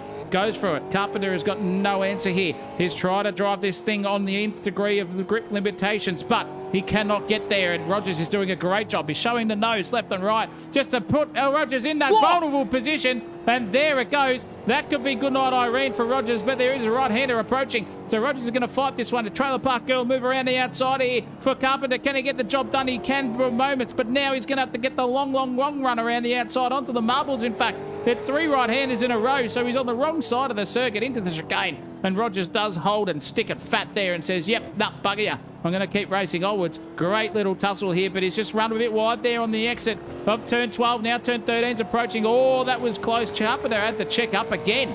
That was hairy stuff. Now can he get the run into the final corner? Yep, Rogers has locked all the brakes. And see you later, Alligator. There goes Carpenter. And Rogers right now will not be happy about that. He was right there for the taking. but it was just a matter of time there for Karma. A great little push, great little pressure point as well there for the big man, and rightly so, has now found himself up into third place only because of the demise of, unfortunately, of Ross Armour at this early stage of this race, Rusty. I've got a question for you. For those of us that might be slightly uncold Melbourne ways, what do you mean when you say around the outside Trailer Park Girl style? Well, it's Eminem. Two Trailer Park Girls go round the outside. You know, that one. Yeah, copy. So that's why I call them Trailer Park Girl moves, because he's going around the outside. Pretty self-explanatory. So, yeah, welcome to Eminem. Anyway, continue on, Rusty. It's your turn. Fair enough. Well, Carpenter's doing a mighty good job. So we've seen he's clawed his way back through. At the start of the race, he was down 5 spots from where he started. Now he's only down 1. He qualified in second place with a barnstormer of a lap. So he's just fighting to get himself back up there. And he has indeed come in. Everyone so far has come in for their first stop. So we're 50 minutes in, and that is looking like it's out of the way. So the next thing is, will they be able to go right to the end, or will they have to come in for a set of rain tyres to spice things up a little bit as we get a bit closer? We'll have to see a bit later on, but it's getting foggier and foggier and foggier. And so is the brain of Turn In by the looks. That was a big old slide in the background as he was starting to wobble over the exit curbs. And that might bring Callahan in pretty close in the next few corners. They've come in for the tyres, so there's not an excuse in that department anymore if they have indeed taken them. So we'll just have to see how this battle plays out, Zacko. Yeah, mate, it's going to be interesting. Nonetheless, plenty to look forward to here. 49.4, sorry, goes to Roy Clark. That is the quickest lap of the race by half a second over Kobe Marshall now. So he's just trying to start putting his own fuel message down and have a look at Townend. That thing, he is unbelievable. We saw Townend and his teammate, which was Nicholas Reeves, at Sebring last round, absolutely have the fight of their life, and they were having the time of their life too, with a horrible car setup and just putting on a show for all of us. And it looks like here that it's just the way that Townend likes his car. He likes it a bit arsey, just dancing there, char-charing his way into every corner. And look at the thing, it oversteers on exit, plows on entrance. Unless that's just a bit of overdriving from the big man, just dial it down and maybe a tenth or two, and you might be able to gap big Darryl Callahan out there at the moment. But we love to see these races going on, because when it comes to a bit of dancing and shuffling here at the moment, we'll be down to the ballroom in a hot second. Don't you worry about that. Even a bit of tyre marks as well from the rear right-hand side tyre of Chris Townend's Mustang. Whoa, two Mustangs battling it out here. You can just see the two different driving styles as we go around. It's lovely to see, but it's amazing that Townend is keeping the pace here. That car is as loose as a goose. That's how he likes it. That's what I've been told as well after hours there, Rusty. Well, fair enough. It's more than what I've been told, so we'll just leave it at that one for now. But look how brave Callahan is under brakes. Going back to your two different driving styles, you can see just the way they attack, especially the big braking zones, and how they flow the car through it. Because Townend, he didn't lose too much out the other side of theirs. In fact, he's still got a little bit of a gap to him, even though it has come slightly closer in the last couple of corners. But have a look, just absolute confidence under brakes. And Townend has been turned and sent into the gravel. Callahan looks like he's just pulled up to give it back. Maybe. Is he going to redress it properly? He's gone a little bit wide, so yep, he's letting him go back up the inside. Townend gets it, no arguments, but I tell you what, that's bringing in another opportunity for a spin around. That is 2 for 2. And put him in the path of Cicciarello. Not at all. He was trying to come in early for a good strategy play, and that has ruined it. So not quite ideal at all, and Callahan has actually copped the black from that. So that has turned this race on its head, ladies and gentlemen. Absolutely, it's thrown a spanner into the works. Goodness gracious me. Darryl Callahan has lost every single bit of IQ in his brain at that point in time. Turns around the guy in front of him in Townend once, then goes, redresses it, then sends it up the inside on dirty tyres again and hoped that it was going to go. Goodness me, that is as cheeky as you ever come. And I'll tell you what, this man here just got caught right in the middle of it, unfortunately, Christian Cicciarello. The only good thing that's came out of that one for this big boy is the fact that he's got one position out of it. But he wants to get on the back of Townend, because, boy, oh boy, that was... Oh, geez, that was something else. Let's have a look here, and let's see exactly how this all started to brew, because it was... Let's just right on board here and just see. There is a tap from Townend. There it is from Callahan, sorry. Callahan's just, look, is nice and easy on him. You come back through, mate. Oh, let's not go to that. Let's go to this one again and let him go back through. Now, he's just gone up the inside again, and then watch. He'll just go for the old Senderina up the inside. Look at that, all four locked up, and bang. See you later, alligator. Both of them spun around, and here comes Cicciolino. Smack! into the rear end there of Callahan. And Townend just skips off onto the distance. Cicciolina's just gone, what in the piss has just happened there? This is the view from his onboard too, because he was just watching these two battle it out and going, well, this could be very, very nice indeed. Doesn't anticipate that there's going to be a move. And this is his view from it all. There it is, car in, straight in, and then, not even putting the brakes on. Whereas Callahan just skipped his way over the driving line. That is triple poor stuff there, unfortunately, Rusty, for Callahan. He's copped it. That is poor, poor, poor stuff from you, Dazzler. And you've copped every bit of penalty that you deserve, my big friend. Yeah, definitely not quite ideal. And in fact, that's probably going to ruin the most of Cicciolina's race now, because this front splitter would not be happy understeering like a pig, I would say, and down a couple of Ks in a straight line, because that is super aero sensitive in iRacing. For whatever reason, a little bit of damage just makes the world of difference, and it just does not want to do anything after that point. I'm not 100% sure what that kind of thing's like in the Mustang yet. I want to experiment at that at some point and just run into a mate, bash up the front bar a little bit and see how it goes. But the Camaro, I can confirm it is definitely pretty rubbish once that happens. But he's still out there. He hasn't come into the pits, so there's definitely more to be gained by staying out than coming in and taking that damage out, the repairs, I should say, in the pit lane. But he would not be loving life at the moment. No, not at all, unfortunately, for the big boy. But look, it's looking okay. The front bonnet doesn't look punched up or anything. There's no damage around the quarter panels there too. The lines are solid. So hopefully it hasn't hampered the big man too much here. But I reckon Bryce Edwards out there will be wanting a protest. He'll probably be in the server as well very, very soon and just going, well, yep, that's it. And he has commented as well out there. He's gone, no SH1T. So he's not too happy. Brock Clark's got the black flag as well behind. So now big release there for Cicciolina, just to hope on the back end. And have a look at that, ladies and gentlemen. Oh, if you just saw that, I saw something of a little bit in the Department of Precipitation, and that is what's happening out there. There it is. The rain has approached with under 40 minutes to go. 32 minutes just about gone left, in this race. And it is now absolutely pissing down here at Circuit de Jerez. And have a look at the driving. Sykes is struggling to pull it up. So is Townend as well in front. Cicciolina's doing all right here at the moment. He was out there practicing during the week in the wet too, I've been told. So he's accustomed, so to speak, to these conditions. But Carpenter's in. Rogers is into the pit lane as well. So now these guys are blinking already. Is the rain going to stick around or is it not? Let's quickly check on the Tony Gregg weather wall. And let's see what it is. 99% humidity. So how can the humidity go down when there's racing, when there's rain on? Bugger me. But nonetheless, the track has just dropped a degree in temperature. Cicciolina goes around one more time. Trailer Park Girl style around the outside of everyone in the pit lane at the moment. Will he get Carpenter, who's just approaching there out of the pit exit? Looks pretty nice indeed. Let's see on board. There he goes. There goes Carpenter. So Cicciolina's braved it for one more lap. But these tyres, Rusty, the wet tyres, they take a while to warm up here. They're not the easiest thing to get cycled into temperature. I can give you the mail. Which is almost why I'm confused as to why Cicciolina wouldn't come in. He clearly knows something we don't, because we could see how much he was struggling in the back part of that lap. Imagine what that would be like through the rest of the track now. It's only just started raining and look at the effect it's already having. And to your point, the cold tyres, the wet tyres take forever to warm up, so surely you'd think you're better off coming in early while it's still slightly dry. Get a bit of temperature in the thing so you can grip up straight away rather than losing seconds and seconds of lap time as you go through.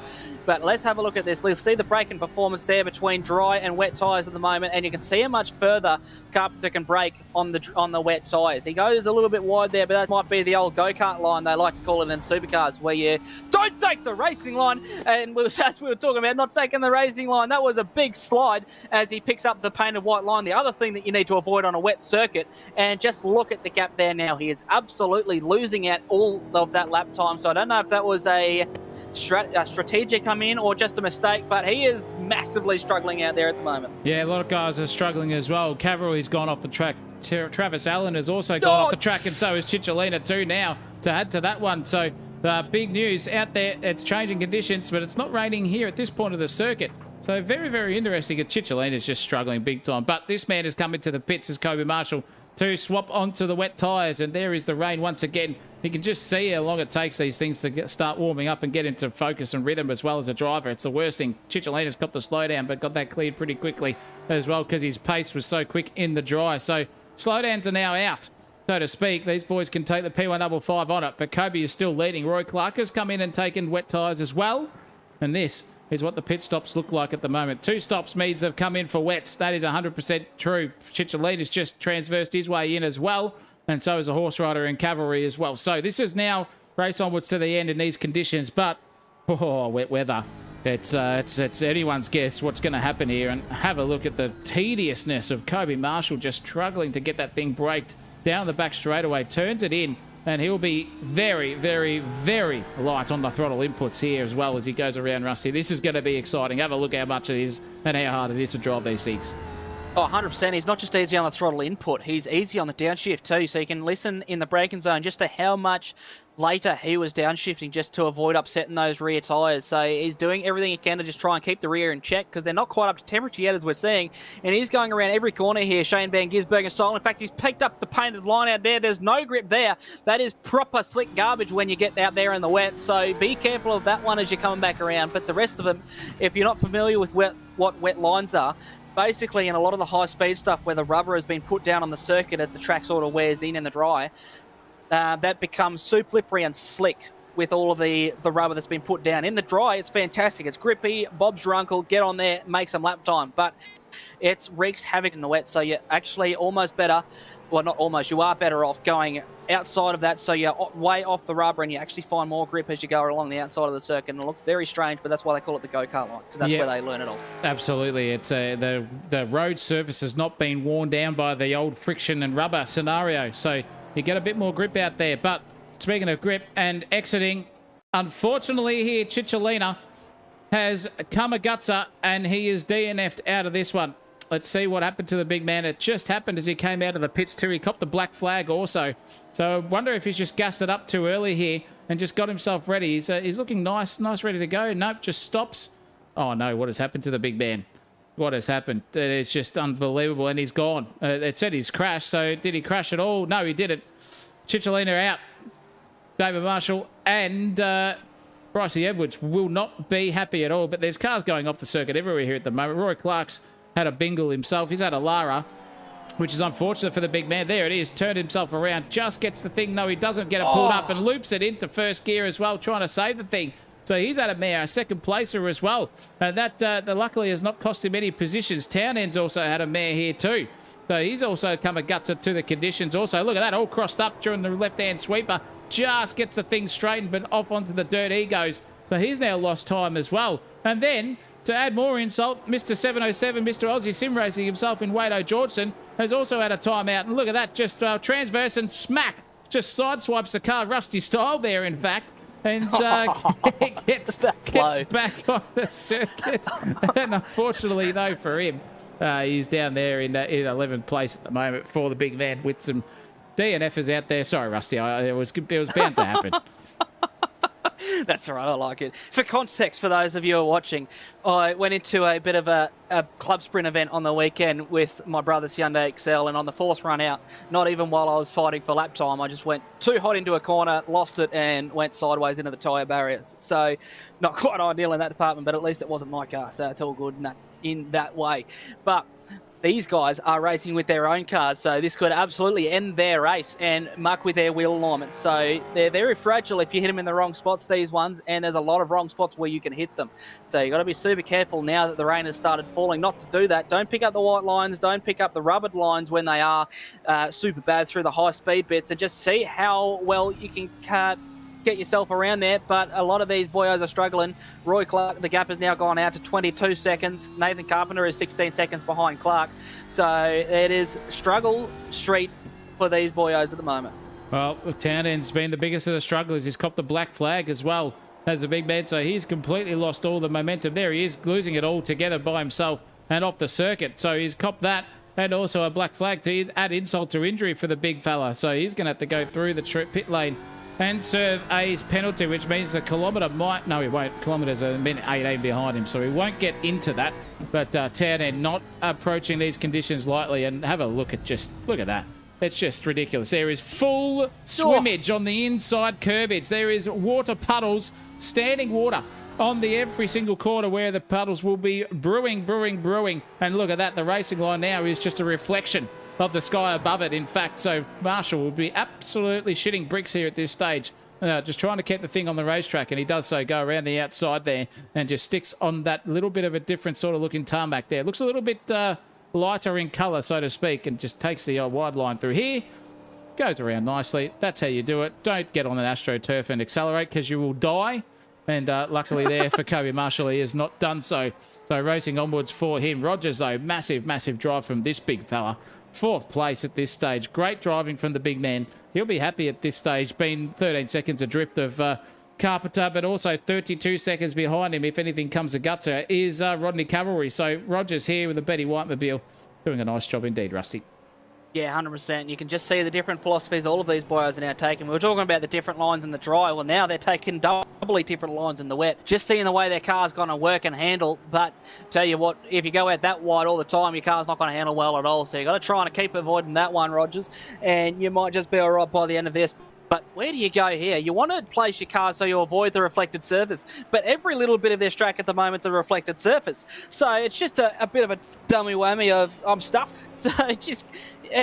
I'm glad I'm watching it, not driving. I'll say that much, because these boyos are talented enough to know where to place the car, but it's definitely still tricky situations for them. Oh, yeah, look at the four-wheel drifting there from Ash Rogers on the approach into the chicane. It is actually a way to do it through there, to be honest. Got me some lap time. Oh, no, Rogers is blinking it out of existence. Hopefully he stays in it. But we've got a bit of chatter out there as well. Brendan Hacker's just stuck up for you there, Rusty, saying there's a bit of a below-the-belt comment about the old XL side swiping, but I'll cop it, and I'll stick with it. I'm not saying sorry. I can give you the odd tip. But poor old Chicholina's come into the chat as well and just let us know on the inside info of exactly why that big man is out of the race. Oh. He did not turn off Windows updates. What an that, mate. Chicholina, I expect better from you, champ. The one thing you do is one thing you don't do is enable Windows Update. Just leave it where it is. If everything's working, who cares? Because it lets Windows update you, and it lets them know exactly what you're doing on your computer, mate. So just let it go, and then they don't disqualify you from a race. So unfortunate way to end there for Chicholina. And he'll be wishing he's out there right now, I can guarantee you, because he did a lot of practice there in the wet, and he does it very, very nicely. Rookie move there. Yeah, I agree. Chicholina, absolutely. It reminds me of that one scene from a movie. I don't even know the name of the movie. I've just seen the video where I think they were trying to guide rockets back to Earth, and then Microsoft forced an update on them as well, and they were losing their shit. So, yeah, definitely not an ideal situation, especially on a Monday night when you're doing so well. But I tell you what, these guys are all doing well. So it's hard to take your eyes off any single one of them. Everyone's doing the old speedway slide action, coming down through the wet section, especially on this chicane here. Where do you go through there? It's just slippery bits, and you can't get yourself to the outside anyway. There's not enough room there, so you just got to suck it up and slide it the whole way through. But that was a game line. I did not expect to see him trying to pick up the apex curb there. So these boyos definitely know where to place these cars in these conditions, and they're doing a mighty good job of it. But still a couple of slowdowns happening here and there. I saw one pop up for Sam Meter on the timing tower just before. But let's just see how late he brakes and how tricky it is to pull it up. Because on the rubber line, he brakes still pretty late. Later than I expected him to. But he pulls it in, still taking the proper racing line through there, just not going quite out to the outside. So he's got the thing dialed in for that kind of driving in this side of the track. And he is doing a mighty good job of that. Yeah, he's actually gaining time on Kobe Marshall now that I'm looking at the time tower. His last lap was a 2:09.2 and Kobe Marshall was a 2:10.6. So he is flying in these conditions. He is, but the whole track is now a mirror. So it's very, very hard to go for any sort of ambitious sort of driving style. Just hope you keep it on the road, and hope the guy in front of you does not, so you can get through and just skippity-day your way. Possibly to victory here for Roy Clark at this stage, but 20-odd seconds. The hard gamble to beat. Now, Rusty, I'm a bit worried about you. You just said on a Monday night, I think you might have got a little bit of concussion from that side swipe into the tyre barrier. We're still on Sunday, mate. Just maybe go to the doctor. I think maybe for a little bit. But anyway, no, you'll to be be right. honest, I don't even remember saying Monday night. You did. Goodness me, that's even worse. We're Hackster, if you're anywhere near the big man, just take a bit of a trip out to the Rusty household and maybe just get him out of the Triton, where he'll probably try to drive himself into the hospital and get him there quickly. Joking, obviously. Anyway, back to the action. Back to this. What were you going to say, Rusty? I drove the Excel home, so I don't even have the Triton here. Oh, okay. Well, there you go. Well, luckily. But what's the old saying about a Triton? I may be bold, I may be old. You can't frighten a Triton. Nah, I may be bold, I may be old. I may be a little bit on the edge of death, but at least I don't own a fucking Triton. There you go. That's how the Ranger boys work, I can tell you that much. Anyway, back to... They probably drive Ford Rangers. Back to and Hiluxes, who knows. But anyway, and Nissan, what are they called? Bloody hell, what's the ute called? Shit boxes. Yeah, what are they called? Navaras, Nissan Navaras. Speaking of which, Navara is a Spanish name. Did you know that? There you go. It's also a name for a Spanish circuit. Yeah, it is. That's exactly right. But anyway, Townend is not too far away in the grand scheme of things. He's close enough here to Rodney Cavalry, 6.5 seconds. And he's doing a great job because his last lap was a 2:13 and Rodney Cavalry's was a 2:16. So there is like 3 seconds a lap difference there between this man and the guys trying to fend off. And basically at the moment, it looks like it could be just decreasing and decreasing. Now it's under 5 seconds here now for Chris Townend. So he could be on for a P5 here by the end of it. We've User only in got, your channel timed out. what have we got? 18 minutes of racing to go. Rusty has exited the building, so I don't know where the hell he's gone. His phone's probably died, ladies and gentlemen. He operates through the phone with the headset on, so he's probably exited the building. Hopefully he can come back in a hot beat of a second. But still, race recap so far. That top two has not changed from lap 1. Kobe Marshall and Roy Clark line astern. Then it is Nathan Carpenter who fought his way back through the field and is in 3rd place. Rogers 4th, driving his way through the field is Ash Rogers, up 2 spots from where he started. And this man that we've got here on screen is fighting down 5th place for Rodney Cavalry, who's Townend, because Townend is up 8 spots from where he started the race, which is a cracking drive. He started from the pit lane, if you don't mind. So he is now fighting his way through the field. And it is absolutely pissing down here at Zandvoort, at Circuit de Jerez. It was pissing down at Zandvoort about 7 months ago on this very league itself. Got mixed up there on my words. But nonetheless, racing goes on, and then now it's halved already here for Chris Townend. The gap between himself and the big man in front of him, of Rodney Horse Rider Cavalry. And you can just see him approaching and approaching and approaching. Looks very, very ominous indeed here for 5th place. But let's go. And we've got some chatters out there. Brendan Hack says, I'll take a 30-minute drive and go and check on him. Well, why not, says Brendan Hack. So good stuff, Hackster. Go and check on him. Chicholina's cheering on Kobe Marshall, his teammate out there. And Lockie Carpenter as well.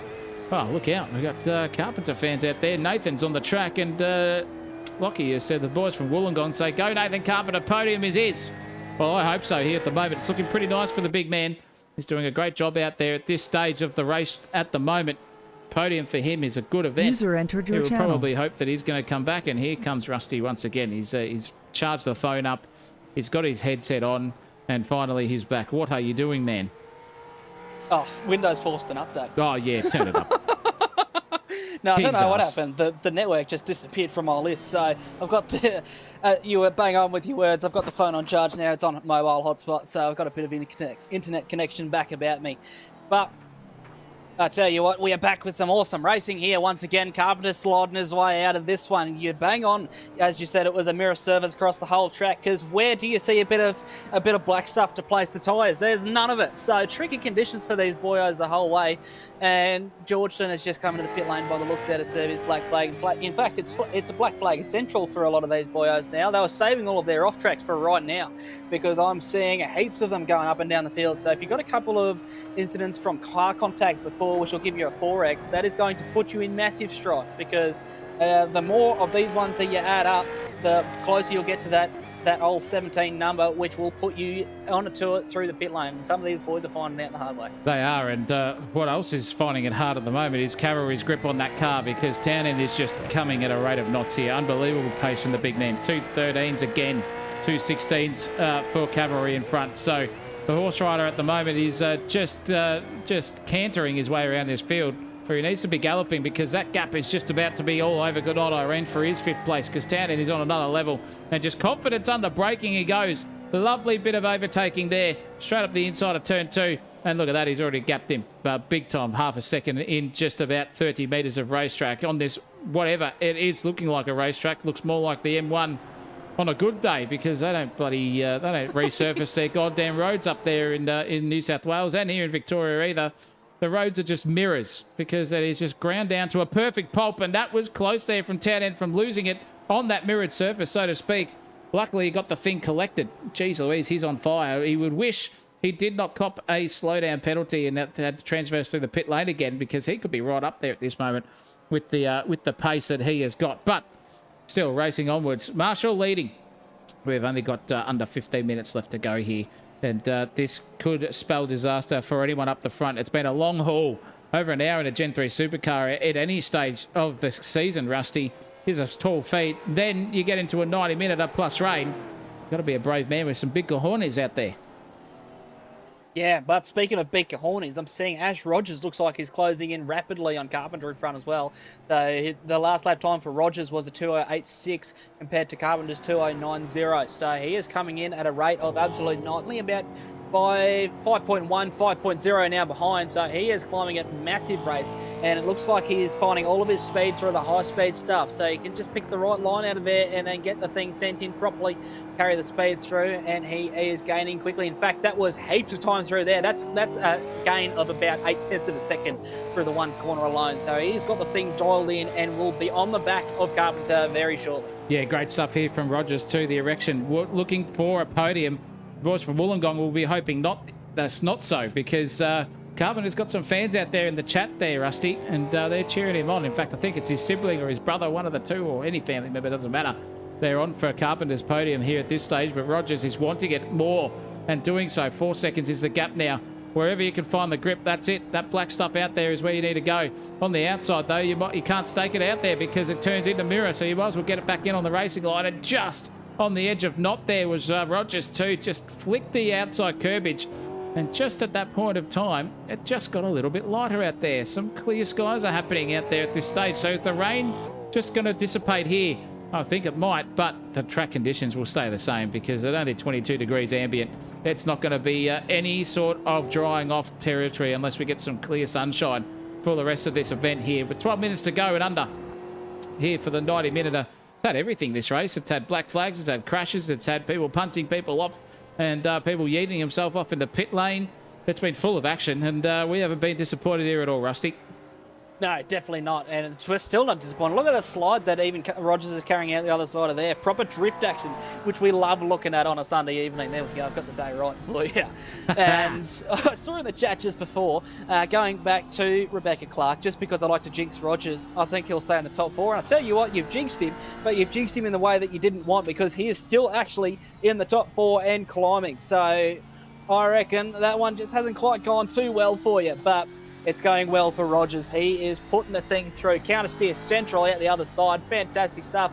Still didn't sound like he was 100% throttle out the other side of there too. He just couldn't get it down on the rubber line. He was just sliding the whole thing like a speedway car, trying to keep the thing on the black stuff, which is the opposite of what you want to do in a speedway car, mind you. But he's doing a mighty good job of it. Picks up the rubber line in the middle of the track. He gets it sideways again, and now he's on the straightaway where he doesn't have to think about it. Take a quick breather, son. Get your heart rate down, because you know you've got a whole nother lap of it left to do. Yeah, definitely. Looking pretty nice there for the big man. That's the bird's eye view of how this guy is transversing his way around this circuit here at the moment. That's a view from up top.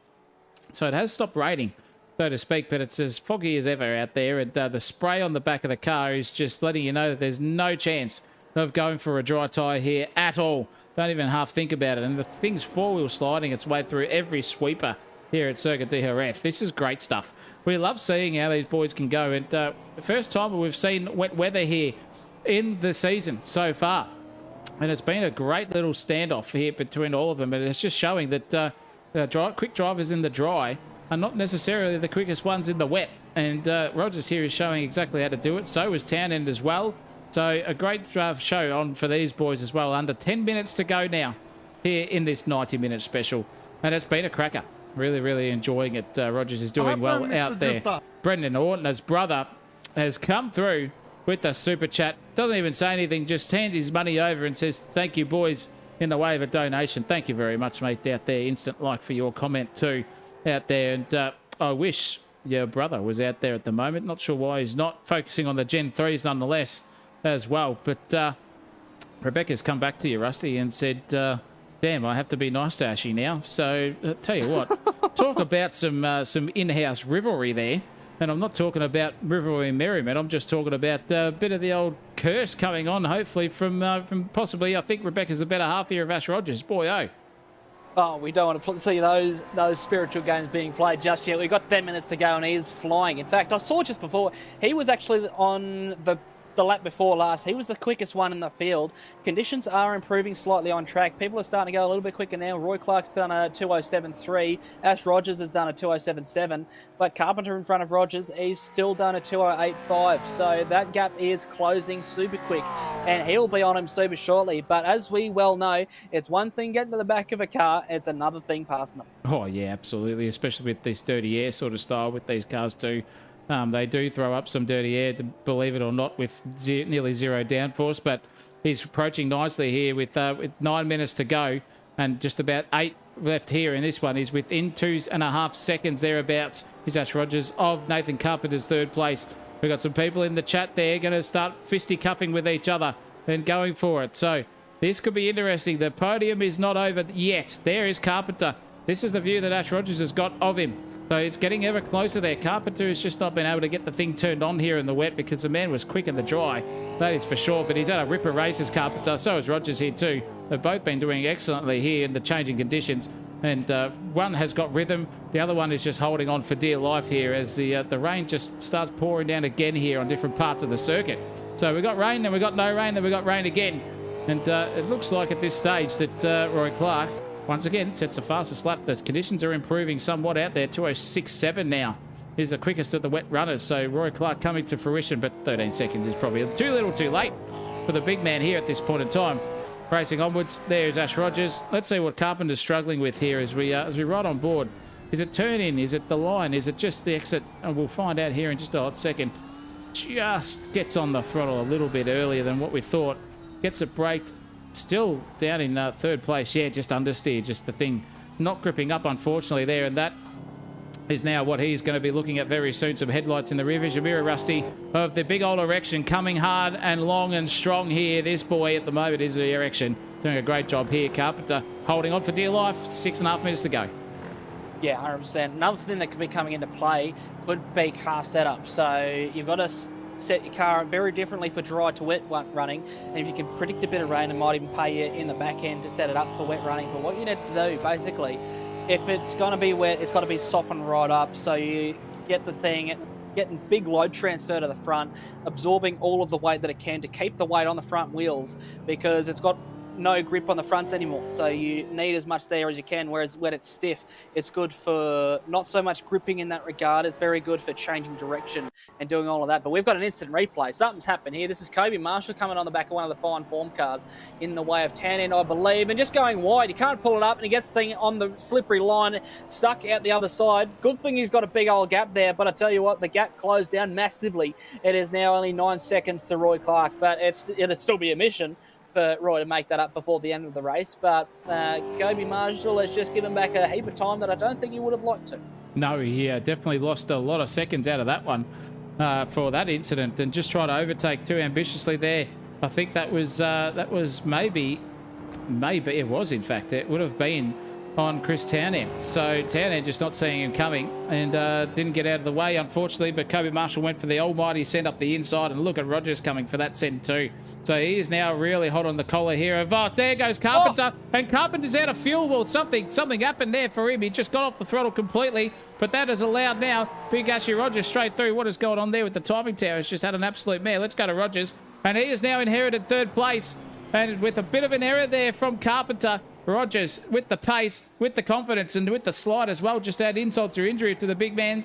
He has got himself into third place again. So another podium coming Ash Rogers' way if he can keep it on the circuit. That'll be 2 weeks in a row for the big man. Great stuff here for Rogers. And this is now looking very ominous indeed. Lovely stuff here. And he was the quickest man on that circuit last time around at 2:05.7. So the lap times are dropping. The grip's coming back. He's even beaten Roy Clark to the table here. This is great stuff from Rogers, showing pace late in this session. Under 5 to go here, Rusty, for the 90-minuter. Yeah, but the benefit's now in Carpenter's hands. So now he's got a pioneer in front of him. He can see what he's doing, where he's gaining his time, how late he's braking. He can break that a little bit later, try and follow the same kind of line, and just figure out how he's doing it and try and gain the speed that way. He's back to a second at the moment, but he's not losing too much. There we go. Now you just got to follow that out the other side. Don't take too much of that slippery, shiny surface, but try and keep as close as you can to the back of him, see where he's going. Because if you can learn what he's doing and try and make effect to him, just break that little bit later, then you might be able to get something to work as you come towards the back end. There you go. You can see him start to copy the lines coming through the other side. The last lap, he was a lot closer to the slippery stuff in the shiny surface. But now he has got the big man in front of him and big understeer mid-corner there. You can see where he did pick up the slippery stuff. He got to a point where he turned in the ad grip and he didn't. And the whole thing just shot out to the left-hand side there. So that's the thing these guys are struggling with, and that is what separates the good ones from the best. Yeah, great stuff there, Rusty. Good calling as well. And the two different driving styles are coming into fruition, and that's exactly what Carpenter is doing. Just following the big man around. Just saying, yep, I'll have a good old crack at you and I'll copy your line, see if I can stick with you till the very end. I don't want you to let go because here in Wollongong, for Nathan Carpenter, so to speak, I'm a popular man at the moment out there in the chat. So very, very good stuff here from both of these drivers. Clean overtakes, just nicely done in this absolutely wet as a shag circuit here at the moment. But, excuse me, Kobe Marshall at the moment has struggled. He's doing 208s. Everyone behind him is doing 6s and 7s. So not the ideal scenario here for Kobe at the moment. He just can't get the grip on the racetrack at the moment. But with that 8-second buffer, with only 2.5 minutes to go, he's going to sew this one up nicely. And he will take the win here. And we'll get to speak to him in the podium probe to see what has happened. But the fight back is on here for Roscoe Armour. This man has copped the drive-through, he's copped everything, and he's charging his way back through the field as the knight in shining armour. He could have been right up there. He could have been battling for second and third here, but just came a gutser into the pit lane early on in this race. And that man was back to the pit lane with a black flag again. So he's done 2 extra pit lane transverses and still find himself here fighting over the kilometre here for P7. This is great stuff here with 2 minutes to go now. And it looks like he's got the measures and the chockies over Alan and meter in front of him. So can Kilometre just make it a kilometre wide in that Camaro? Or is he just going to lose it? He does. He's lost it all completely. And skippity-doo, skippity-day goes Ross Armour. Gets that second place candy from a baby style. And he will now be happy about that, hoping that this would come to him later in the race. It has on the recovery drive for Roscoe. Great stuff, Rusty. Yeah, 100%. Now he's just got to make sure he keeps the thing straight. So he's doing a mighty good job of just proving how consistent he can be. But keeping it consistent after you've just got the blood pressure rising, getting ready to make some moves is another thing.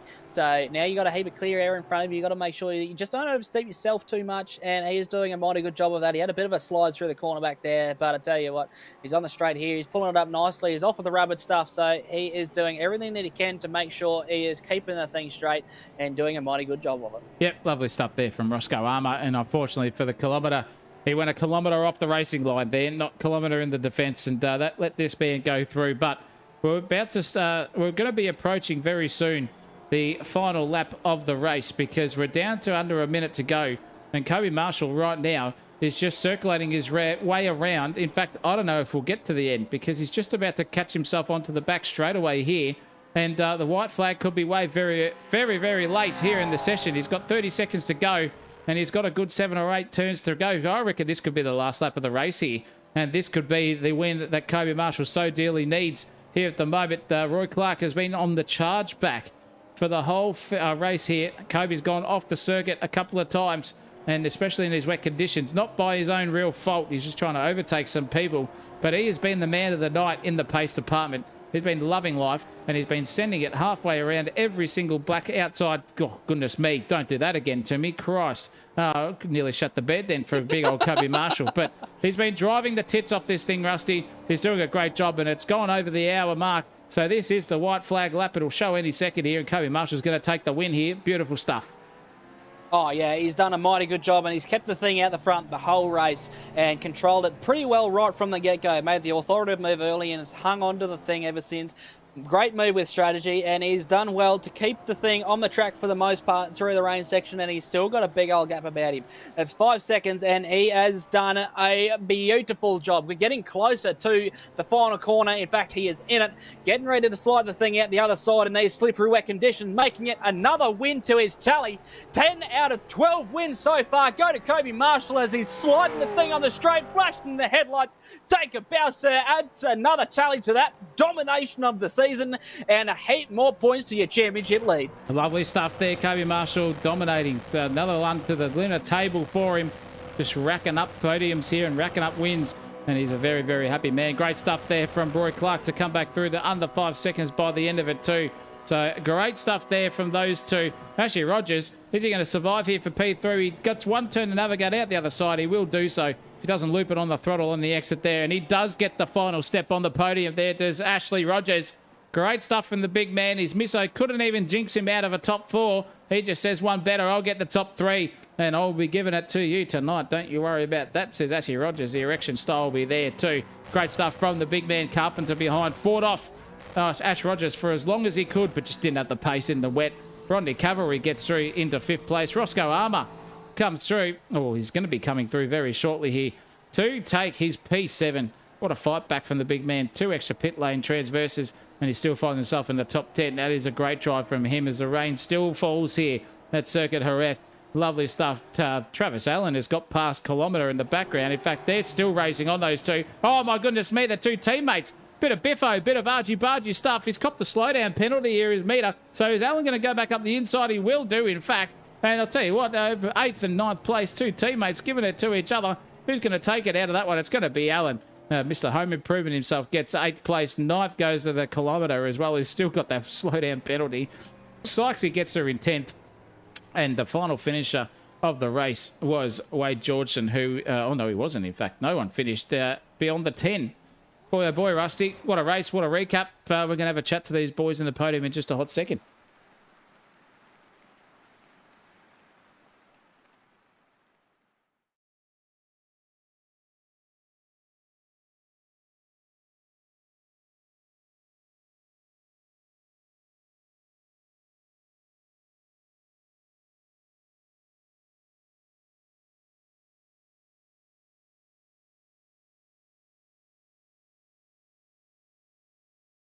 Alrighty, ladies and gentlemen, good evening and welcome to the Podium Probe here for this evening's events. And geez, I had to do it the hard way to these boys. Christ almighty, that was some tough stuff. I can guarantee you that much. And no man will be happier than getting that one done and finished, other than the man who won the race. Kobe Marshall, well done to you, sir. That was a destroyation, in fact, and you will be a very, very happy man indeed after that event tonight. Yeah, bloody oath, mate. First, 3/4 of the race was pretty good. Was very happy with that. But as soon as the rain came and I went to click my button to put the windshield wipers on, I knew I had messed up big time because it wasn't bound to my new wheels. So I was pretty much driving blind for the last part of the race, and I'm pretty sure you could see that because the gap from Roy went from about 20 seconds down to 5, and yeah. Yeah, that's definitely not ideal. I was about to ask if that was down to setup, if you'd set it up for a bit of dry running rather than wet, and it just didn't quite go your way towards the end of it. But no, that definitely sounded like it was struggle street. How was it all handling for you in the dry, though? We saw a bit of strategy play from Roy in the way of fuel saving. Were you thinking much of that, or were you just trying to keep the tyres clean to last until the weather come?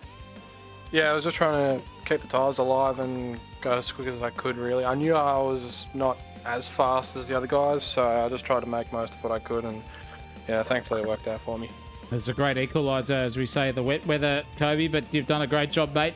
Done your dad proud, you've done Bryce Edwards proud as well, so well done to you on that first place, mate. Well done. Stick around, we'll get some shout-outs from you soon. Roy Clark, 2nd place.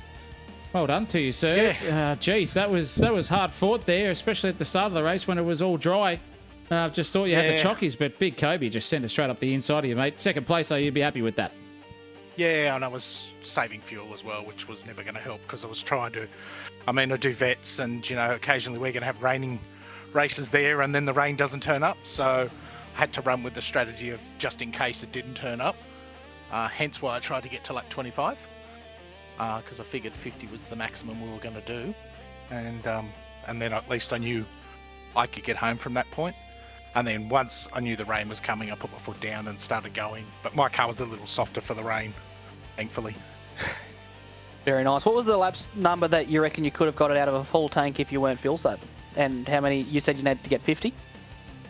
50 was my guess for what the race could potentially go to if it stayed dried. And I got 25 out of that first tank, so I was happy with that. Was it down to the I guess the not knowing of the weather coming your way, or was it another thing that factored in your old fuel saving strategy for the first one?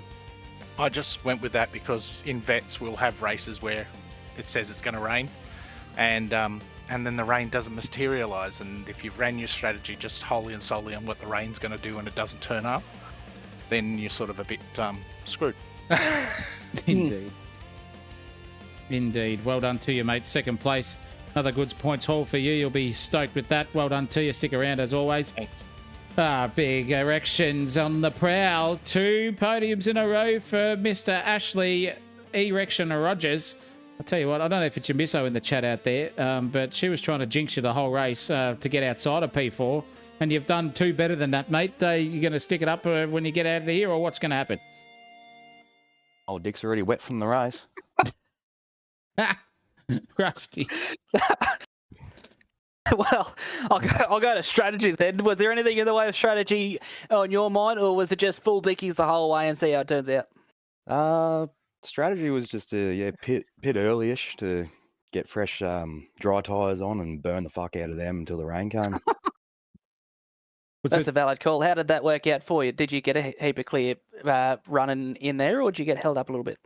Oh, I got held up at the start of my second stint, but other than that, it was pretty clean, pretty clear air. And, I caught back to a few of the blokes there. I think I was like 10 seconds in front of, who was behind me? Daryl, I think it was. When I went into bits, he was only like 2 seconds behind me for the first time. But then, when he went in, he was 10 seconds behind, so I gained a fair bit on him.